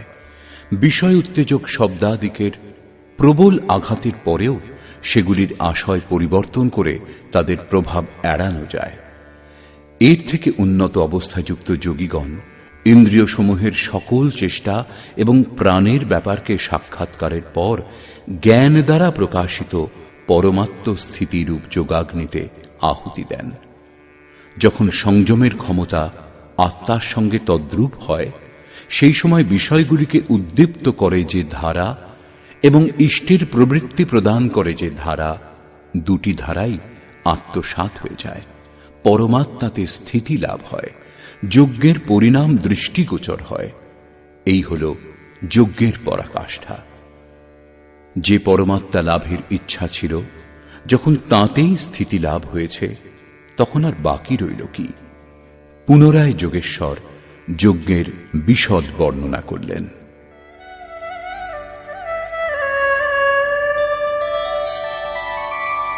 द्रव्ययज्ञास्तपो यज्ञा योगयज्ञास्तथा परे स्वाध्यायज्ञानयज्ञाश्च यतयः संशितव्रताः। কেউ কেউ দ্রব্যযজ্ঞ করেন, অর্থাৎ আত্মপথে মহাপুরুষের সেবায় পত্রপুষ্প অর্পণ করেন। তারা সমর্পণের সঙ্গে মহাপুরুষের সেবাতে দ্রব্য দান করেন। শ্রীকৃষ্ণ আরো বলছেন, ভক্তিভাবে পত্রপুষ্প, ফল, জল যা কিছু আমাকে অর্পণ করা হয়, তা আমি গ্রহণ করি এবং তার জন্য পরম কল্যাণ সৃজন করি। এটাও যজ্ঞ। প্রত্যেক আত্মার সেবা, ভ্রান্ত ব্যক্তিকে আত্মপথে নিয়ে আসা দ্রব্যযজ্ঞ, কারণ দ্রব্যযজ্ঞ প্রাকৃতিক সংস্কার ভস্মীভূত করতে সমর্থ। এই প্রকার অন্য কেউ কেউ তপোযজ্ঞা, স্বধর্ম পালনে ইন্দ্রিয়গুলিকে সংযম করেন, অর্থাৎ স্বভাবজাত ক্ষমতা অনুসারে যজ্ঞের নিম্ন এবং উন্নত অবস্থাগুলির মাঝে অবস্থান করেন। এই পথে যার জ্ঞান অল্প সে প্রথম শ্রেণীর সাধক। শূদ্র পরিচর্যা দ্বারা, বৈশ্য দৈবী সম্পদ সংগ্রহ দ্বারা, ক্ষত্রিয় কাম ক্রোধাদির উন্মূলন দ্বারা এবং ব্রাহ্মণ ব্রহ্মে প্রবেশের যোগ্যতা স্তর থেকে ইন্দ্রিয়সমূহ সংযত করেন। একই পরিশ্রম সকলকেই করতে হয়। বাস্তবে যজ্ঞ একটাই, অবস্থা অনুসারে উঁচু নিচু শ্রেণী পার হতে থাকে। পূজ্য মহারাজজি বলতেন, মনের সঙ্গে ইন্দ্রিয়গুলি এবং শরীরকে লক্ষ্যের অনুরূপ সংযত করাকেই তপ বলে। এরা লক্ষ্য থেকে দূরে পালাবে, এদের সংযত করে সেই দিকেই নিযুক্ত করো। অনেক পুরুষ যোগ যজ্ঞের আচরণ করেন। প্রকৃতিতে দিগ্ভ্রান্ত আত্মার প্রকৃতি থেকে পরমাত্মার সঙ্গে মিলনের নাম যোগ। যোগের পরিভাষা পরিস্ফুট হয়েছে ৬ষ্ঠ অধ্যায়ের ২৩ সংখ্যক শ্লোকে। সামান্যত দুটি বস্তুর মিলনকে যোগ বলা হয়। তাহলে কাগজের সঙ্গে কলম, থালা, টেবিল ঘনিষ্ঠভাবে থাকলে একে কি যোগ বলা যেতে পারে? না, এ সমস্ত পঞ্চভূতে নির্মিত পদার্থ। একটাই, দুটো নয়। দুই হল প্রকৃতি ও পুরুষ। প্রকৃতিতে স্থিত আত্মা নিজেরই শাশ্বত রূপ পরমাত্মাতে স্থিতি লাভ করে, তখন প্রকৃতি পুরুষে বিলীন হয়ে যায়, তাকেই যোগ বলে। অতএব অনেক পুরুষ এই মিলনে সহায়ক সম, দম ইত্যাদি নিয়মগুলির উত্তম রূপে আচরণ করেন। যোগ যজ্ঞের কর্তা এবং অহিংসাদি তীক্ষ্ণ ব্রতগুলির সঙ্গে সংযুক্ত যত্নশীল পুরুষ স্বাধ্যায় জ্ঞান যজ্ঞাশ্চ, নিজের অধ্যয়ন স্বরূপের অধ্যয়ন করেন। তিনি জ্ঞানযজ্ঞের কর্তা। এখানে যোগের অঙ্গগুলি যম, নিয়ম, আসন, প্রাণায়াম, প্রত্যাহার, ধারণা, ধ্যান এবং সমাধি ইত্যাদিকে অহিংসাদি তীক্ষ্ণ ব্রতগুলির দ্বারা নির্দিষ্ট করা হয়েছে। অনেকেই স্বাধ্যায় করেন। বই পড়া স্বাধ্যায়ের আরম্ভিক স্তর। বিশুদ্ধ স্বাধ্যায় হল নিজের অধ্যয়ন, যার ফলে স্বরূপের উপলব্ধি হয়, যার পরিণাম জ্ঞান অর্থাৎ সাক্ষাৎকার। যজ্ঞের পরবর্তী অনুষ্ঠান সম্বন্ধে বলছেন,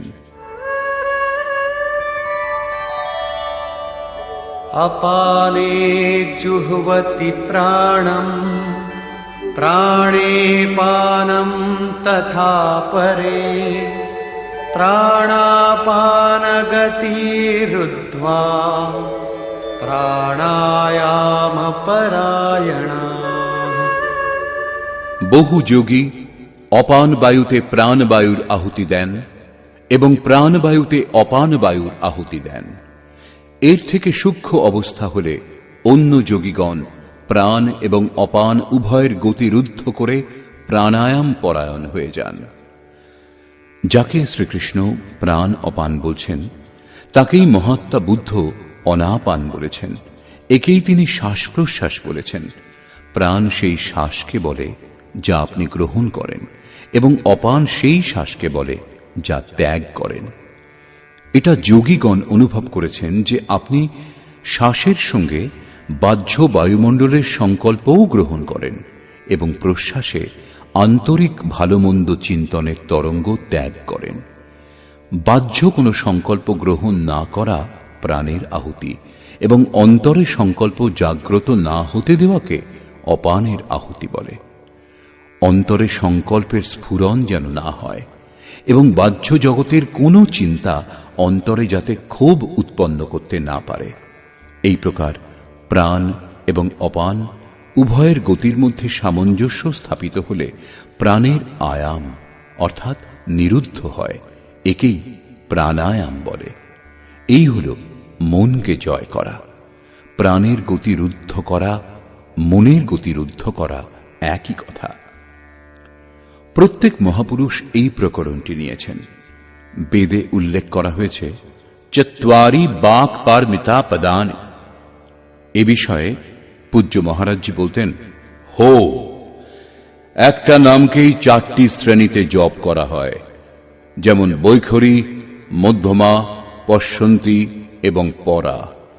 বৈখরী অর্থাৎ যা ব্যক্ত হয়, নামের উচ্চারণ এতে এমনভাবে হয় যে জপকর্তা ছাড়াও আশেপাশে কেউ থাকলে তিনিও শুনতে পাবেন।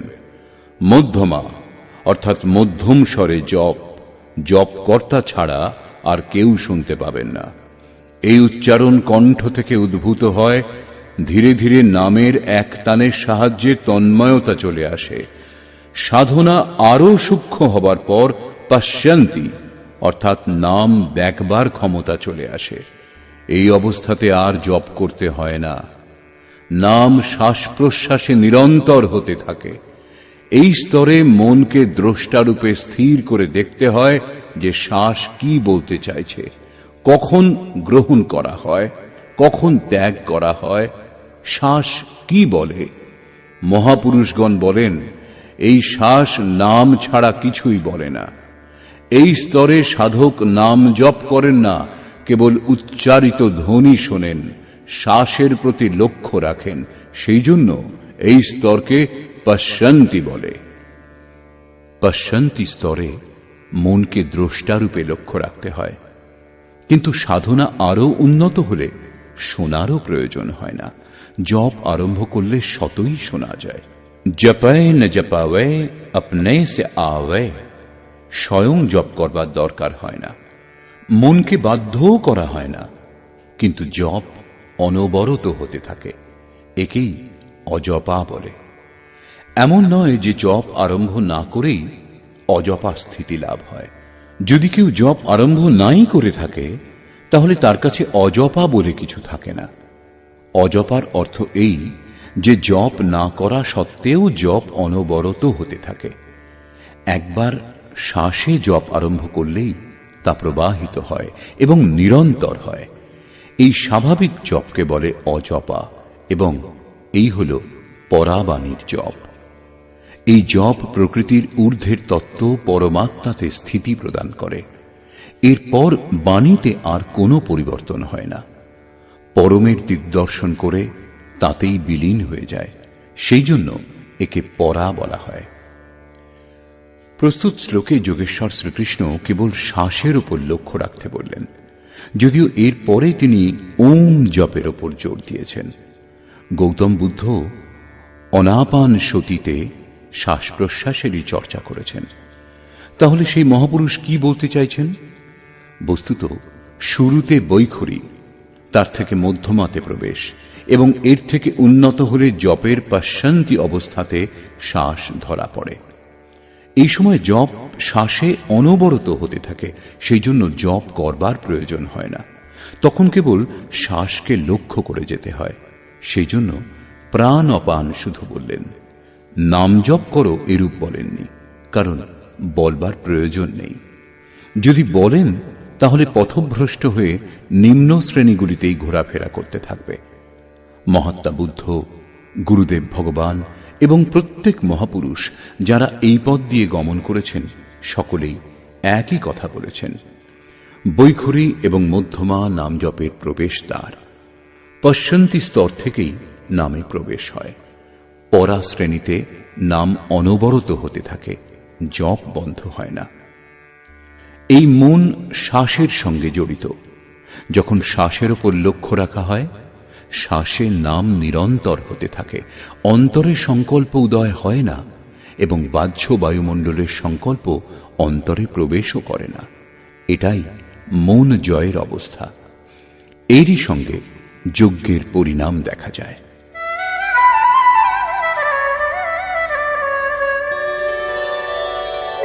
अपरे नियताहाराः प्राणान् प्राणेषु जुह्वति सर्वेऽप्येते यज्ञविदो यज्ञक्षपितकल्मषाः। অন্য যারা নিয়মিত আহার করেন তারা প্রাণকে প্রাণেই আহুতি দেন। পূজ্য মহারাজজি বলতেন, যোগীর আহারে নিয়ন্ত্রণ, আসন দৃঢ় এবং নিদ্রাতে কঠোরভাবে নিয়ন্ত্রণ হওয়া উচিত। আহার বিহারের উপর নিয়ন্ত্রণ একান্ত আবশ্যক। এরূপ বহু যোগী প্রাণকে প্রাণেই আহুতি দেন, অর্থাৎ শ্বাস গ্রহণকেই লক্ষ্য করেন, প্রশ্বাসে লক্ষ্য রাখেন না। শ্বাস গ্রহণের সময় ওম শোনেন, পুনরায় শ্বাস গ্রহণের সময়ও ওম শোনেন। এই প্রকার যজ্ঞ দ্বারা যাদের সমুদয় পাপ নষ্ট হয়েছে সেই সকল পুরুষ যজ্ঞের জ্ঞাতা। এখন যজ্ঞের পরিণাম বলছেন।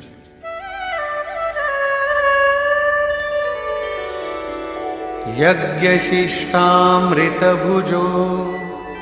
यान्ति ब्रह्म सनातनम् नायं लोकोऽस्त्ययज्ञस्य कुतोऽन्यः कुरु सत्तम। কুরুশ্রেষ্ঠ অর্জুন, যজ্ঞ শিষ্টামৃতভুজ, যজ্ঞ যা সৃষ্টি করে, শেষে যা প্রদান করে তা হল অমৃত। তার প্রত্যক্ষ অনুভূতি জ্ঞান। সেই জ্ঞানামৃত যিনি পান করেন, অর্থাৎ প্রাপ্তকর্তা যোগীগণ, ইয়ান্তি ব্রহ্ম সনাতনম, শাশ্বত সনাতন পরম ব্রহ্মকে লাভ করেন। যজ্ঞ সম্পূর্ণ হওয়ার সঙ্গে সঙ্গে সনাতন পরব্রহ্মে স্থিতি প্রদান করে। যজ্ঞের অনুষ্ঠান না করলে কি কোনো আপত্তি আছে? শ্রীকৃষ্ণ বলছেন, যজ্ঞ রহিত পুরুষ পুনরায় এই মনুষ্য লোক অর্থাৎ মানব দেহ লাভ করে না। তাহলে অন্য লোকে কি সুখ পাওয়া যাবে? তার জন্য তির্যক যোনি সকল সুরক্ষিত, এর বেশি কিছুই নয়। অতএব যজ্ঞ করা নিতান্ত আবশ্যক। যজ্ঞ মানুষ মাত্রের জন্য।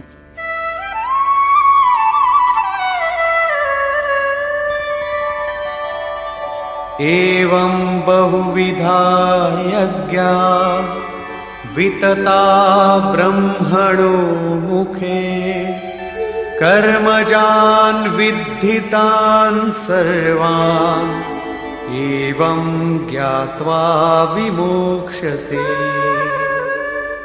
এইরকমই বহুবিধ যজ্ঞ বেদবাণীতে বিস্তারিত এবং ব্রহ্মমুখে ব্যাখ্যাত হয়েছে। প্রাপ্তির পরে মহাপুরুষগণের দেহ পরব্রহ্ম ধারণ করেন। ব্রহ্ম থেকে অভিন্ন অবস্থাযুক্ত ওই মহাত্মাগণের বুদ্ধি যন্ত্রমাত্র হয়। তাদের মাধ্যমে ব্রহ্মই কথা বলেন। তাদের বাণীতে এই যজ্ঞের বিস্তৃত বর্ণনা করা হয়েছে। এই সমস্ত যজ্ঞকে তুমি কর্মজান বিদ্ধি, কর্ম থেকে উৎপন্ন হয়েছে জানবে। এই কথা পূর্বেও বলেছেন, যজ্ঞঃ কর্ম সমুদ্ভবঃ।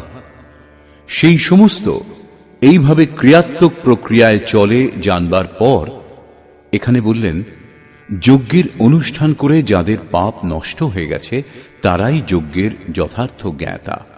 বললেন, অর্জুন, তুমি বিমোক্ষ্যসে, অর্থাৎ সংসার বন্ধন থেকে সম্পূর্ণরূপে মুক্ত হয়ে যাবে। এখানে যোগেশ্বর কর্ম কি তা স্পষ্ট করেছেন। সেই ক্রিয়াই কর্ম যার আচরণ করলে এই যজ্ঞ সম্পূর্ণ হয়। এখন যদি দৈবী সম্পদের অর্জন, সদ্গুরুর ধ্যান, ইন্দ্রিয়গুলির সংযম, শ্বাসকে প্রশ্বাসে আহুতি, প্রশ্বাসকে শ্বাসে আহুতি, প্রাণ অপানের গতিরোধ, এই সমস্ত কর্ম কৃষিকর্মে, ব্যবসা, চাকরি অথবা রাজনীতিতে সম্ভব হয়, তাহলে আপনি করুন। যজ্ঞ এরূপ ক্রিয়া যা সম্পূর্ণ হওয়ার সঙ্গে সঙ্গেই পরব্রহ্মে প্রবেশ সম্ভব। বাহ্য কোনো কার্য দ্বারা পরব্রহ্ম লাভ অসম্ভব। বস্তুত এ সমস্তই যজ্ঞ চিন্তনের অন্তঃক্রিয়া, আরাধনার চিত্রণ, যাতে আরাধ্য দেব বিদিত হন। যজ্ঞ আরাধ্য দেব পর্যন্ত পৌঁছনোর নির্ধারিত প্রক্রিয়া বিশেষ। এই যজ্ঞ শ্বাস প্রশ্বাস, প্রাণায়াম ইত্যাদির যে ক্রিয়ার দ্বারা সম্পন্ন হয় সেই কার্যপ্রণালীর নাম কর্ম। কর্মের শুদ্ধ অর্থ আরাধনা, চিন্তন। প্রায় লোকে বলে যে সংসারে যা কিছু করা হয় সে সমস্তই কর্ম, কামনা শূন্য হয়ে যা কিছু করা হবে তাই নিষ্কাম কর্ম হবে। কেউ বলে বেশি লাভ করার জন্য বিদেশি বস্ত্র বিক্রি করলে আপনি সকামী ব্যক্তি, দেশ সেবার জন্য স্বদেশী দ্রব্যের ব্যবসা করলে আপনি নিষ্কাম কর্মযোগী। নিষ্ঠাপূর্বক চাকুরি করলে লাভ লোকসানের চিন্তা ত্যাগ করে ব্যবসা করলেই কি নিষ্কাম কর্মযোগ হয়? জয় পরাজয়ের চিন্তা না করে যুদ্ধ নির্বাচনে অংশগ্রহণ করলেই কি নিষ্কর্মী হতে পারে কেউ? মৃত্যুর হাত থেকে নিস্তার পায়?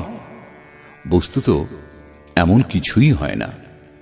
যোগেশ্বর শ্রীকৃষ্ণ স্পষ্ট করে বলছেন যে এই নিষ্কাম কর্মে নির্ধারিত ক্রিয়া একটাই, ব্যবসায়াত্মিকা বুদ্ধিরেকে কুরুনন্দন। অর্জুন, তুমি নির্ধারিত কর্ম করো। যজ্ঞের প্রক্রিয়াই কর্ম। যজ্ঞ কি? শ্বাস প্রশ্বাসের আহুতি, ইন্দ্রিয় সমূহের সংযম, যজ্ঞ স্বরূপ মহাপুরুষের ধ্যান, প্রাণায়াম অর্থাৎ প্রাণের নিরোধ। এই হল মনকে জয় করা। মনের প্রসারই এই জগৎ। শ্রীকৃষ্ণের বাণীতে ইহৈব তৈর্জিতঃ সর্গো এষাম সাম্যে স্থিতম মনঃ।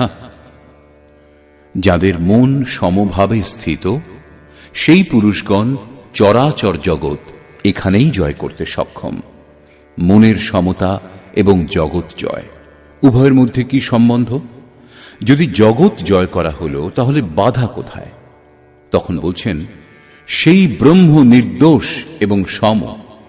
যদি মন নির্দোষ এবং সমভাব যুক্ত হয় তাহলে তখন মন ব্রহ্মে স্থিত হয়। সারাংশত মনের প্রসারই জগৎ। চরাচর জগৎ আহুতির সামগ্রী রূপে বিদ্যমান। মন সর্বথা নিরুদ্ধ হওয়ার সঙ্গে সঙ্গে জগতের নিরোধ হয়ে যায়। মন নিরুদ্ধ হলেই যজ্ঞের পরিণাম বেরিয়ে আসে।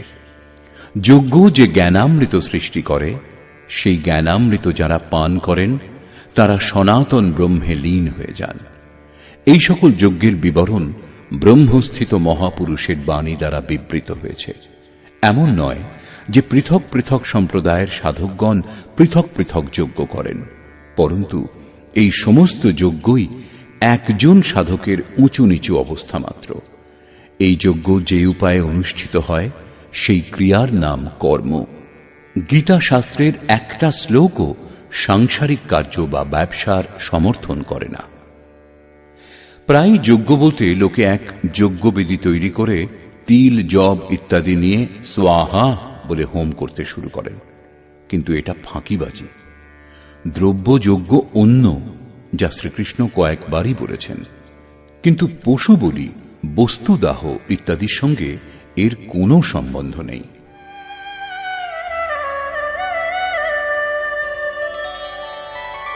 শ্রেয়ান দ্রব্যময়াদ্যজ্ঞাৎ জ্ঞানযজ্ঞঃ পরন্তপ সর্বং কর্মাখিলং পার্থ জ্ঞানে পরিসমাপ্যতে।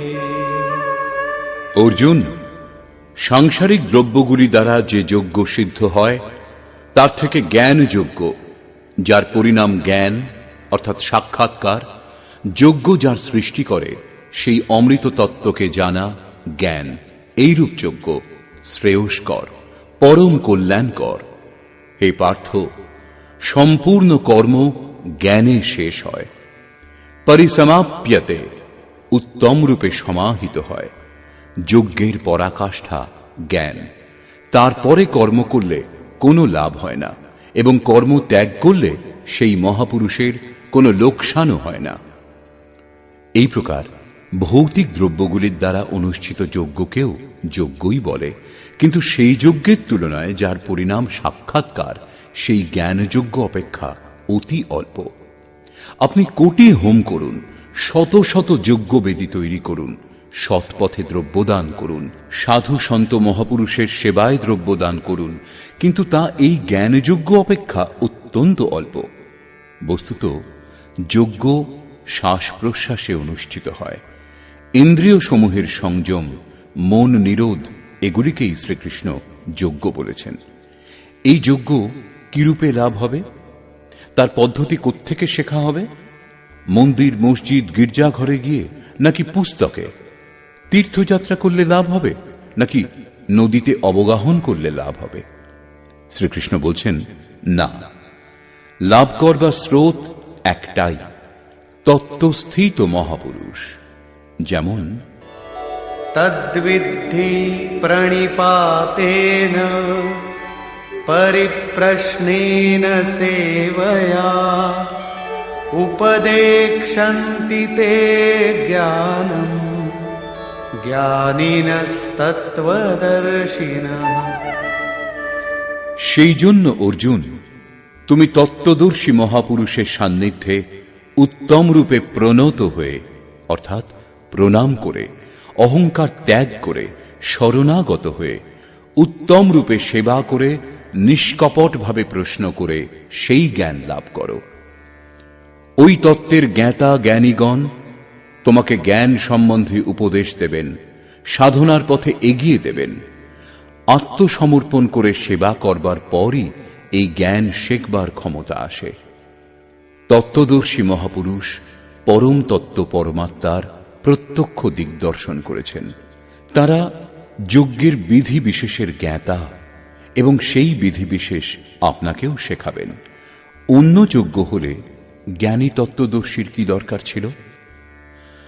অর্জুন তো ভগবানেরই সম্মুখে ছিলেন, তাহলে তাকে ভগবান কেন তত্ত্বদর্শীর কাছে পাঠাচ্ছেন? বস্তুত শ্রীকৃষ্ণ যোগী ছিলেন। তার আশয় কেবল এই ছিল যে আজ তো অর্জুন আমার সম্মুখে উপস্থিত, কিন্তু ভবিষ্যতে অনুরাগীদের যেন কোনো ভ্রম উৎপন্ন না হয়। শ্রীকৃষ্ণ তো চলে গেছেন, এখন বর্তমানে কার শরণে যাওয়া যাবে? সেই জন্যই স্পষ্ট করলেন যে তত্ত্বদর্শীর সান্নিধ্যে যাবে। ওই জ্ঞানীগণ তোমাকে উপদেশ দেবেন এবং यज्ञात्वा न पुनर्मोहम् एवं यास्यसि पाण्डव येन भूतान्यशेषेण द्रक्ष्यस्यात्मन्यथो मयि। সেই জ্ঞান লাভ করলে তুমি আর এই প্রকার মোহমুগ্ধ হবে না।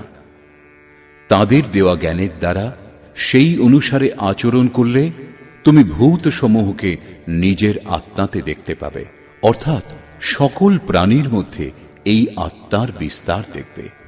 যখন সর্বত্র একই আত্মার প্রসার দেখবার ক্ষমতা আসবে, তখন তুমি আমাতে একীভূত হবে। অতএব সেই পরমাত্মাকে লাভ করবার সাধন তত্ত্বস্থিত মহাপুরুষ। জ্ঞানের সম্বন্ধে, ধর্ম এবং শাশ্বত সত্যের সম্বন্ধে শ্রীকৃষ্ণের অনুসারে তত্ত্বদর্শীর কাছ থেকেই জিজ্ঞাসা করবার বিধান আছে।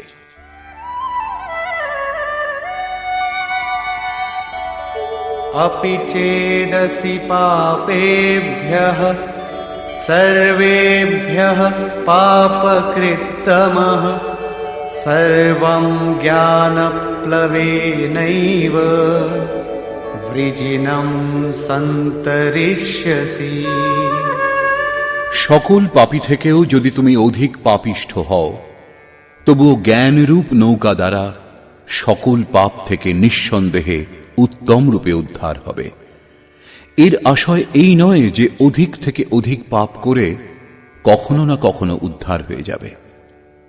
শ্রীকৃষ্ণের বলবার অর্থ এই যে আপনার যেন ভ্রম উৎপন্ন না হয় যে আমি তো খুব পাপী, আমার উদ্ধার হবে না, এরূপ মনে করবেন না যেন। সেই জন্যই শ্রীকৃষ্ণ উৎসাহ এবং আশ্বাস দিচ্ছেন যে সকল পাপীর পাপ সমূহ থেকেও বেশি পাপ করে থাকলেও তত্ত্বদর্শীগণ দ্বারা প্রাপ্ত জ্ঞানরূপ নৌকো দ্বারা তুমি নিঃসন্দেহে সমুদয় পাপ রাশি উত্তম রূপে পার করবে।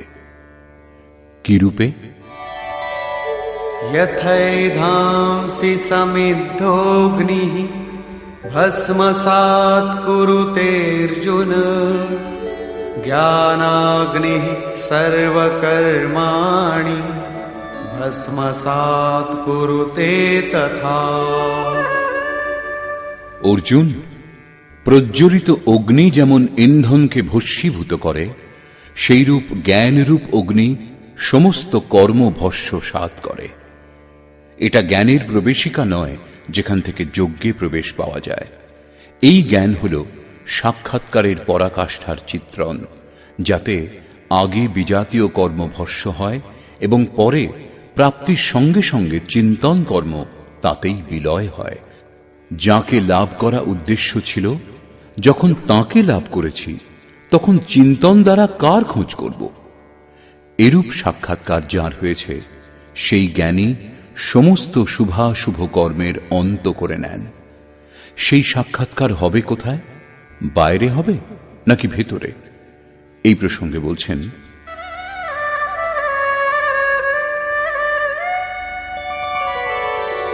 नहि ज्ञानेन सदृशं पवित्रमिह विद्यते तत्स्वयं योगसंसिद्धः कालेनात्मनि विन्दति।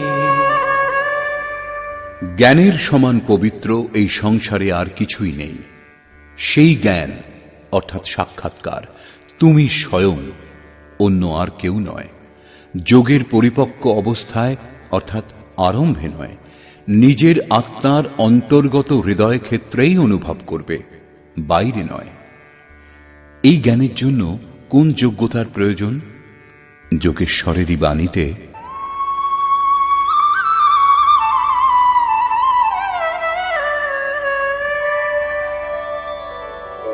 श्रद्धावान् लभते ज्ञानं तत्परः संयतेन्द्रियः ज्ञानं लब्ध्वा परां शान्तिम् अचिरेणाधिगच्छति।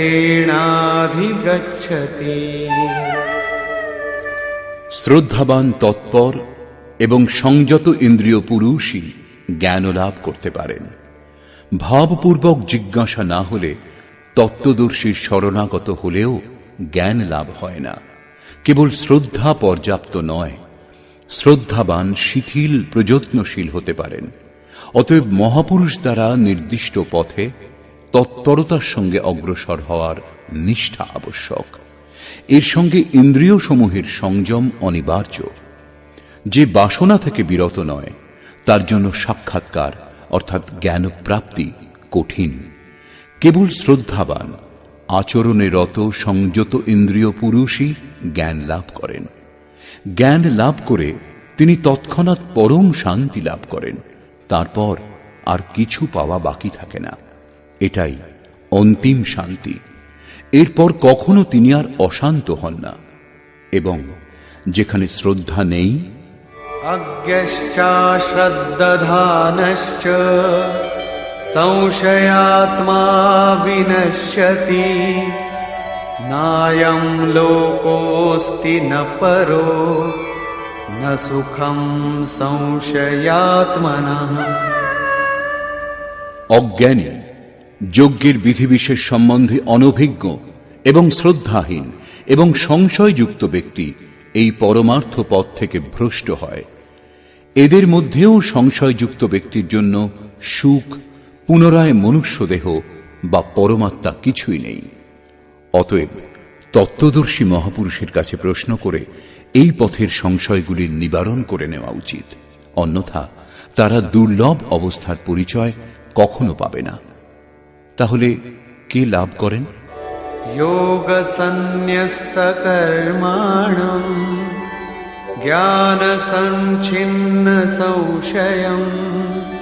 आत्मवन्तं न कर्माणि निबध्नन्ति धनञ्जय।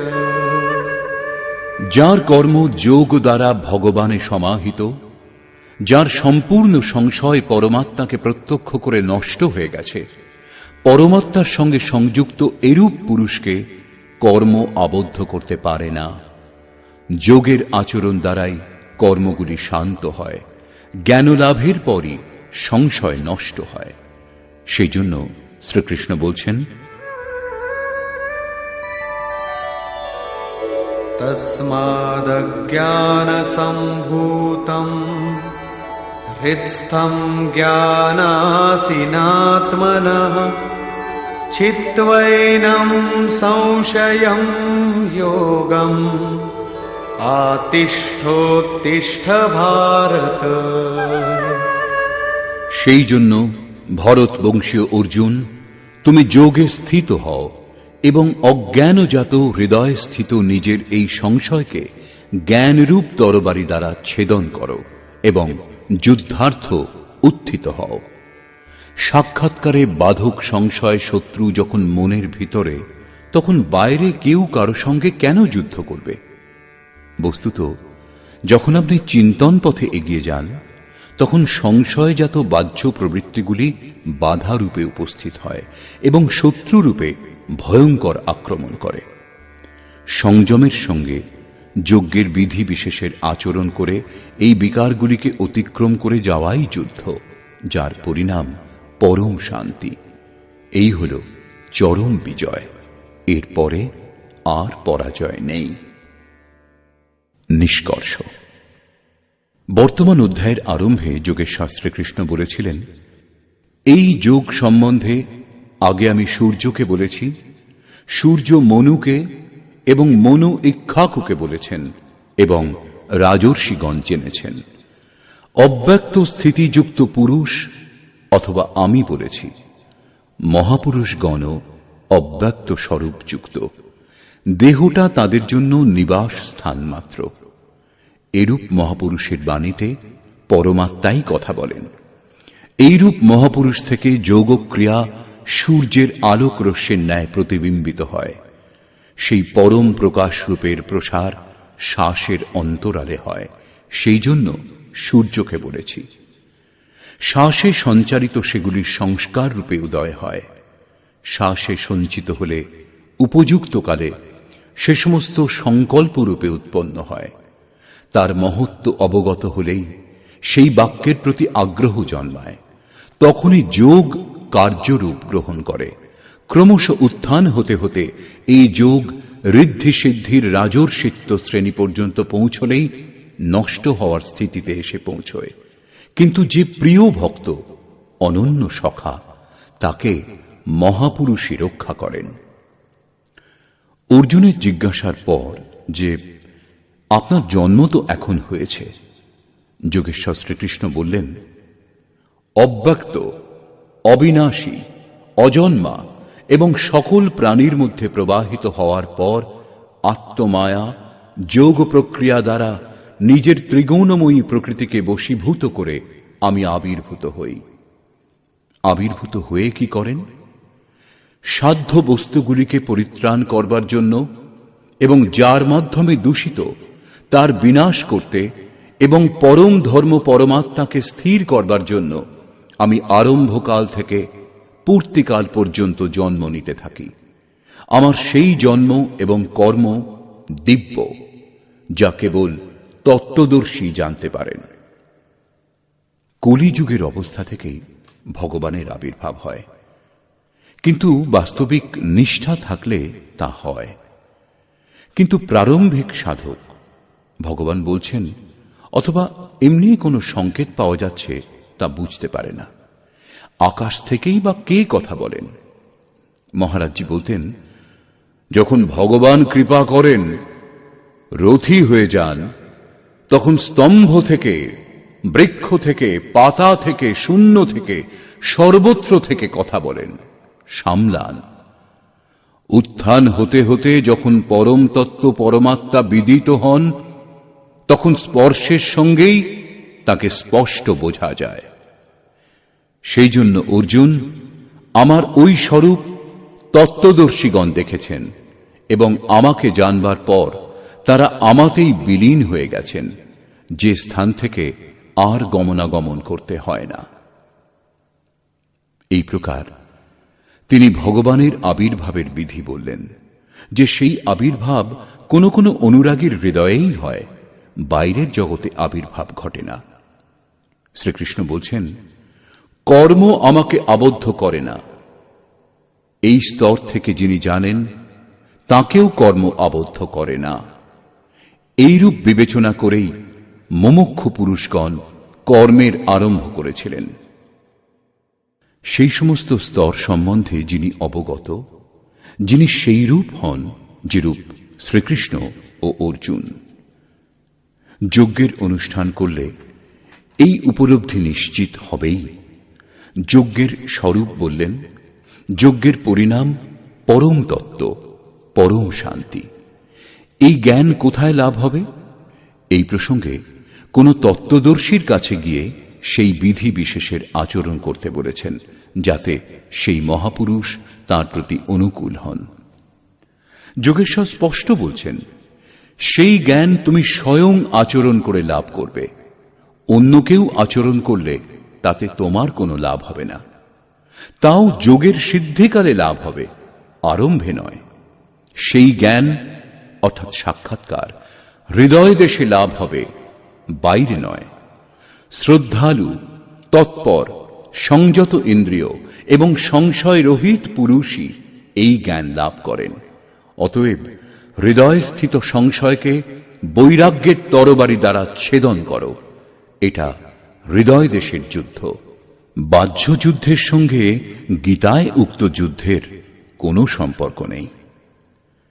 বর্তমান অধ্যায়ে যোগেশ্বর শ্রীকৃষ্ণ মুখ্যরূপে যজ্ঞের স্বরূপ স্পষ্ট করেছেন এবং বলেছেন, যে প্রক্রিয়া দ্বারা যজ্ঞ সম্পূর্ণ হয় সেই কার্যপ্রণালীর নামই কর্ম। বর্তমান অধ্যায়ে উত্তম রূপে কর্ম সম্বন্ধে বলেছেন। অতএব